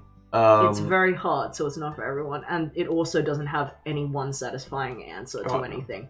You can't play this game perfectly, and I think that's the point as well. Yeah. You definitely a lot of hard can't choices, very little time. Your friends will die. Incredibly punishing game. Your friends will die. It's really, really fucking cool. You are a... this is a first-person survival game. You're a surgeon, and the town is riddled with the plague. Yeah. Pocket Watch, we played that last stream. Time loop, funny game where you play as a duck. Something's wrong. You don't know what. The volcano's gonna blow up. How are you gonna fix things? It's not for everyone because it has kind of a very... what's it called? What's that film term where there's like just that... There's a MacGuffin item that you need to get. And if you don't get that item within like the first couple of tries of this game, you will hate the game. There's a very like... But it is a wall. But that being said, it is relatively easy to get that item. You just have to sort out how to do that. Tip is talk to everyone, get as much information as you can, and hopefully you'll get it sorted. And if you don't on the first run, you will on the second. 3 to 4 hours, probably good. Like 30 hours ongoing, probably 10 hours. Yeah, it's good. 3 hours-ish. 3 hours-ish. 3 hours-ish. 15 hours-ish. 10 hours-ish. Look it up on Google, because we definitely... all of these games are short, generally. Far From Noise. Brandishes her clams. Far From Noise. It is kind of like watching a movie. It's kind of like meditation. It's very chill. It is... so these are the artistically interesting games. It's delightful. The publisher wants us to hurry up. Yeah. And I agree. This is not for everyone. It's not even like something I would recommend necessarily, but if you want to chill, this is fun. It's good. In philosophy, yeah. Same with art school. It's you draw. It's got a cool. You draw. It's got a cool like kind of like aesthetic. Event Zero. It has that like you're in the future, first person. What's the mystery kind of thing. I just don't think it does it as well as Tacoma, and I think I was like slightly disappointed by having played Tacoma first. Yeah, Tacoma is... play Tacoma first. That is I'm sorry to say that's a better game, but Event Zero, pretty good too. Yeah. Similar vibe. The cool thing about Event Zero, it does have an actual programmed AI. You write whatever you want to it, and it will actually respond to whatever you write to it. Gris is also a very odd game. I said earlier that it's kind of... It is like the goth, beautiful, like kind of it's the goth to the horror of Limbo. Like it's Limbo if it was more beautiful and pretty and sad. Yeah, it's good. It's Limbo, but not like the story. It's Limbo, but it's beautiful and sad instead of creepy. Yes. Side-scrolling semi-puzzle. Very pretty. Watam, you make friends, your shapes. It's cute. It's not very much besides that. It's kind of a baby game. You Interesting solve controls. puzzles through making friends. Interesting controls, interesting aesthetic, superliminal, interesting controls, interesting perspective. It's a game where it's kind of a Portal meets Stanley Parable. Yep. Unfinished one, you go through a first-person world painting things, primarily. And it tells a very bittersweet story, but it's very good. Picture book-esque. Yeah. It's interesting. Islands, non-places. An art piece. It's an art piece. It's an art installation. Straight up. It's just very kind of strange, interesting, like, monochromatic art installations. It's in the BLM bundle. Joke games that are actually good. Mega Man Sprite game. It's a RPG Maker game. What if Mega Man was an asshole and also it's an RPG game? It's really good. Yeah. And it's made by a really cool artist. Splendid Land. Night of the Consumers. What if you wanted to play a horror game but you don't like scary things, but you work in retail, so customers are kind of scary.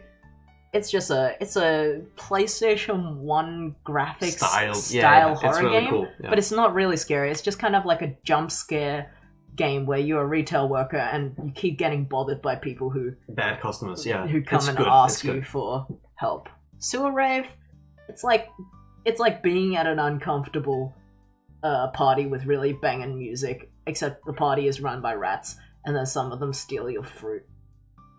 Yeah. It's fun. It's fun. It's fun. Good music too. It's a joke game. Yeah, definitely. It's got a fun aesthetic. It's good though.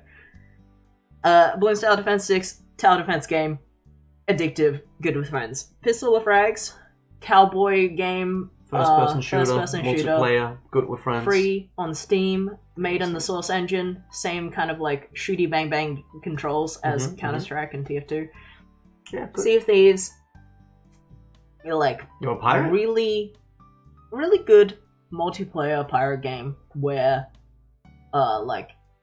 it's not an RPG. You don't get stronger, so you just kind of get dropped into a server with a bunch of other people, and you can pillage punishing. each other. Yeah, and if you die, you respawn.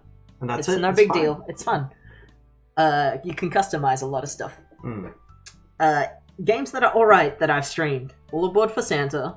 Very old, almost. I don't think you can find this anymore. It's a weird point-and-click adventure. Look it up. A real quick crisp. No, we haven't played Coffee Talk, but we have seen it. I think I actually installed it somewhere because we might try it sometime. Oh. But yes, go on. Chips Challenge came with some version of Windows, probably like Windows 2000 or something. It's a puzzle game. You can get it on Steam for like $1. It's whatever. Impossible Creatures. That's an RTS where you get to make armies of creatures made of 2 different creatures. Lots of fun, but it is not that good. Yeah. It's definitely nostalgia. It's stupid. It's stupid. It's fun though, but it's kind of whatever. It's an RTS. Thomas Was Alone. It's a puzzle game. Also, don't. Oh shit. Yeah. Johnny was trying to stream at the same time as me. I was just opening the program, but I realized I may fuck it up. Anyway, go on. We're still live. Yeah. Thomas Was Alone is another puzzle platformer game. It's a bit whatever in these days, but it breaks the fourth wall. It says some interesting things. You are shapes, and you... It's just kind of like we played Watam yeah. ages later, and I feel like Watam is just a nicer, polished, prettier version of And unfortunately, the humor hasn't aged well in Thomas Was Alone. But anyway, not problematic, just memes. No, yeah. Kids is just kind of like watching an animation, and you click, and then you can choose which kids move. It's just kind of like an animation. It's alright. It's in the bundle as well. It's kind of whatever. There's lots of kids. It fucks up your stream quality because there's a lot of moving parts. GeoGuessr, you're dropped in a place in Google Maps, and you try to guess where you are. Also on a small Google Maps. Yeah, it's fun, but I don't think it's as accessible as it used to be. Yeah, and it's also not something I would spend a lot of time on. And you already know Animal Crossing, Pokemon, and Minecraft. There's no need to mention those. With that, we we'll start playing some Clayman 2 demo. So it should be a short game. Clayman 2 demo is free on Steam, by the way, so if anyone's interested, it's also got a very... it's clearly inspired by, like, the... Disco Elysium, yes. The layout is completely, like, the same as Disco Elysium. And, yeah, let's finish up here, and we'll set up the stream on my computer, because we're streaming this on Jesse's. So we'll just be offline for a minute or two, and we'll be right back. I'll write in the chat. I'll write in the chat as soon as we're live again. Yeah. So literally just going to be a moment. So get a drink or something, but we'll probably just start pretty quickly. Can someone send a hydration check from David Byrne? I can do that. I have lots of points. Okay. Where are we? There we go. All right. You may ask yourself, have I have water? Well, go grab some water, everybody. Go to the bathroom. Have a little break. We'll be live again in just a moment. Thanks for hanging out. If you have to dip out or anything, understandable. These will be 2 separate VODs. Yeah. That was kind of the point of ending the stream here. Yeah. So there'll be 2 separate VODs on YouTube. Yeah. We'll catch you in just a moment. So don't go too far. See you, everyone. Please don't leave. Alright, see you in a bit.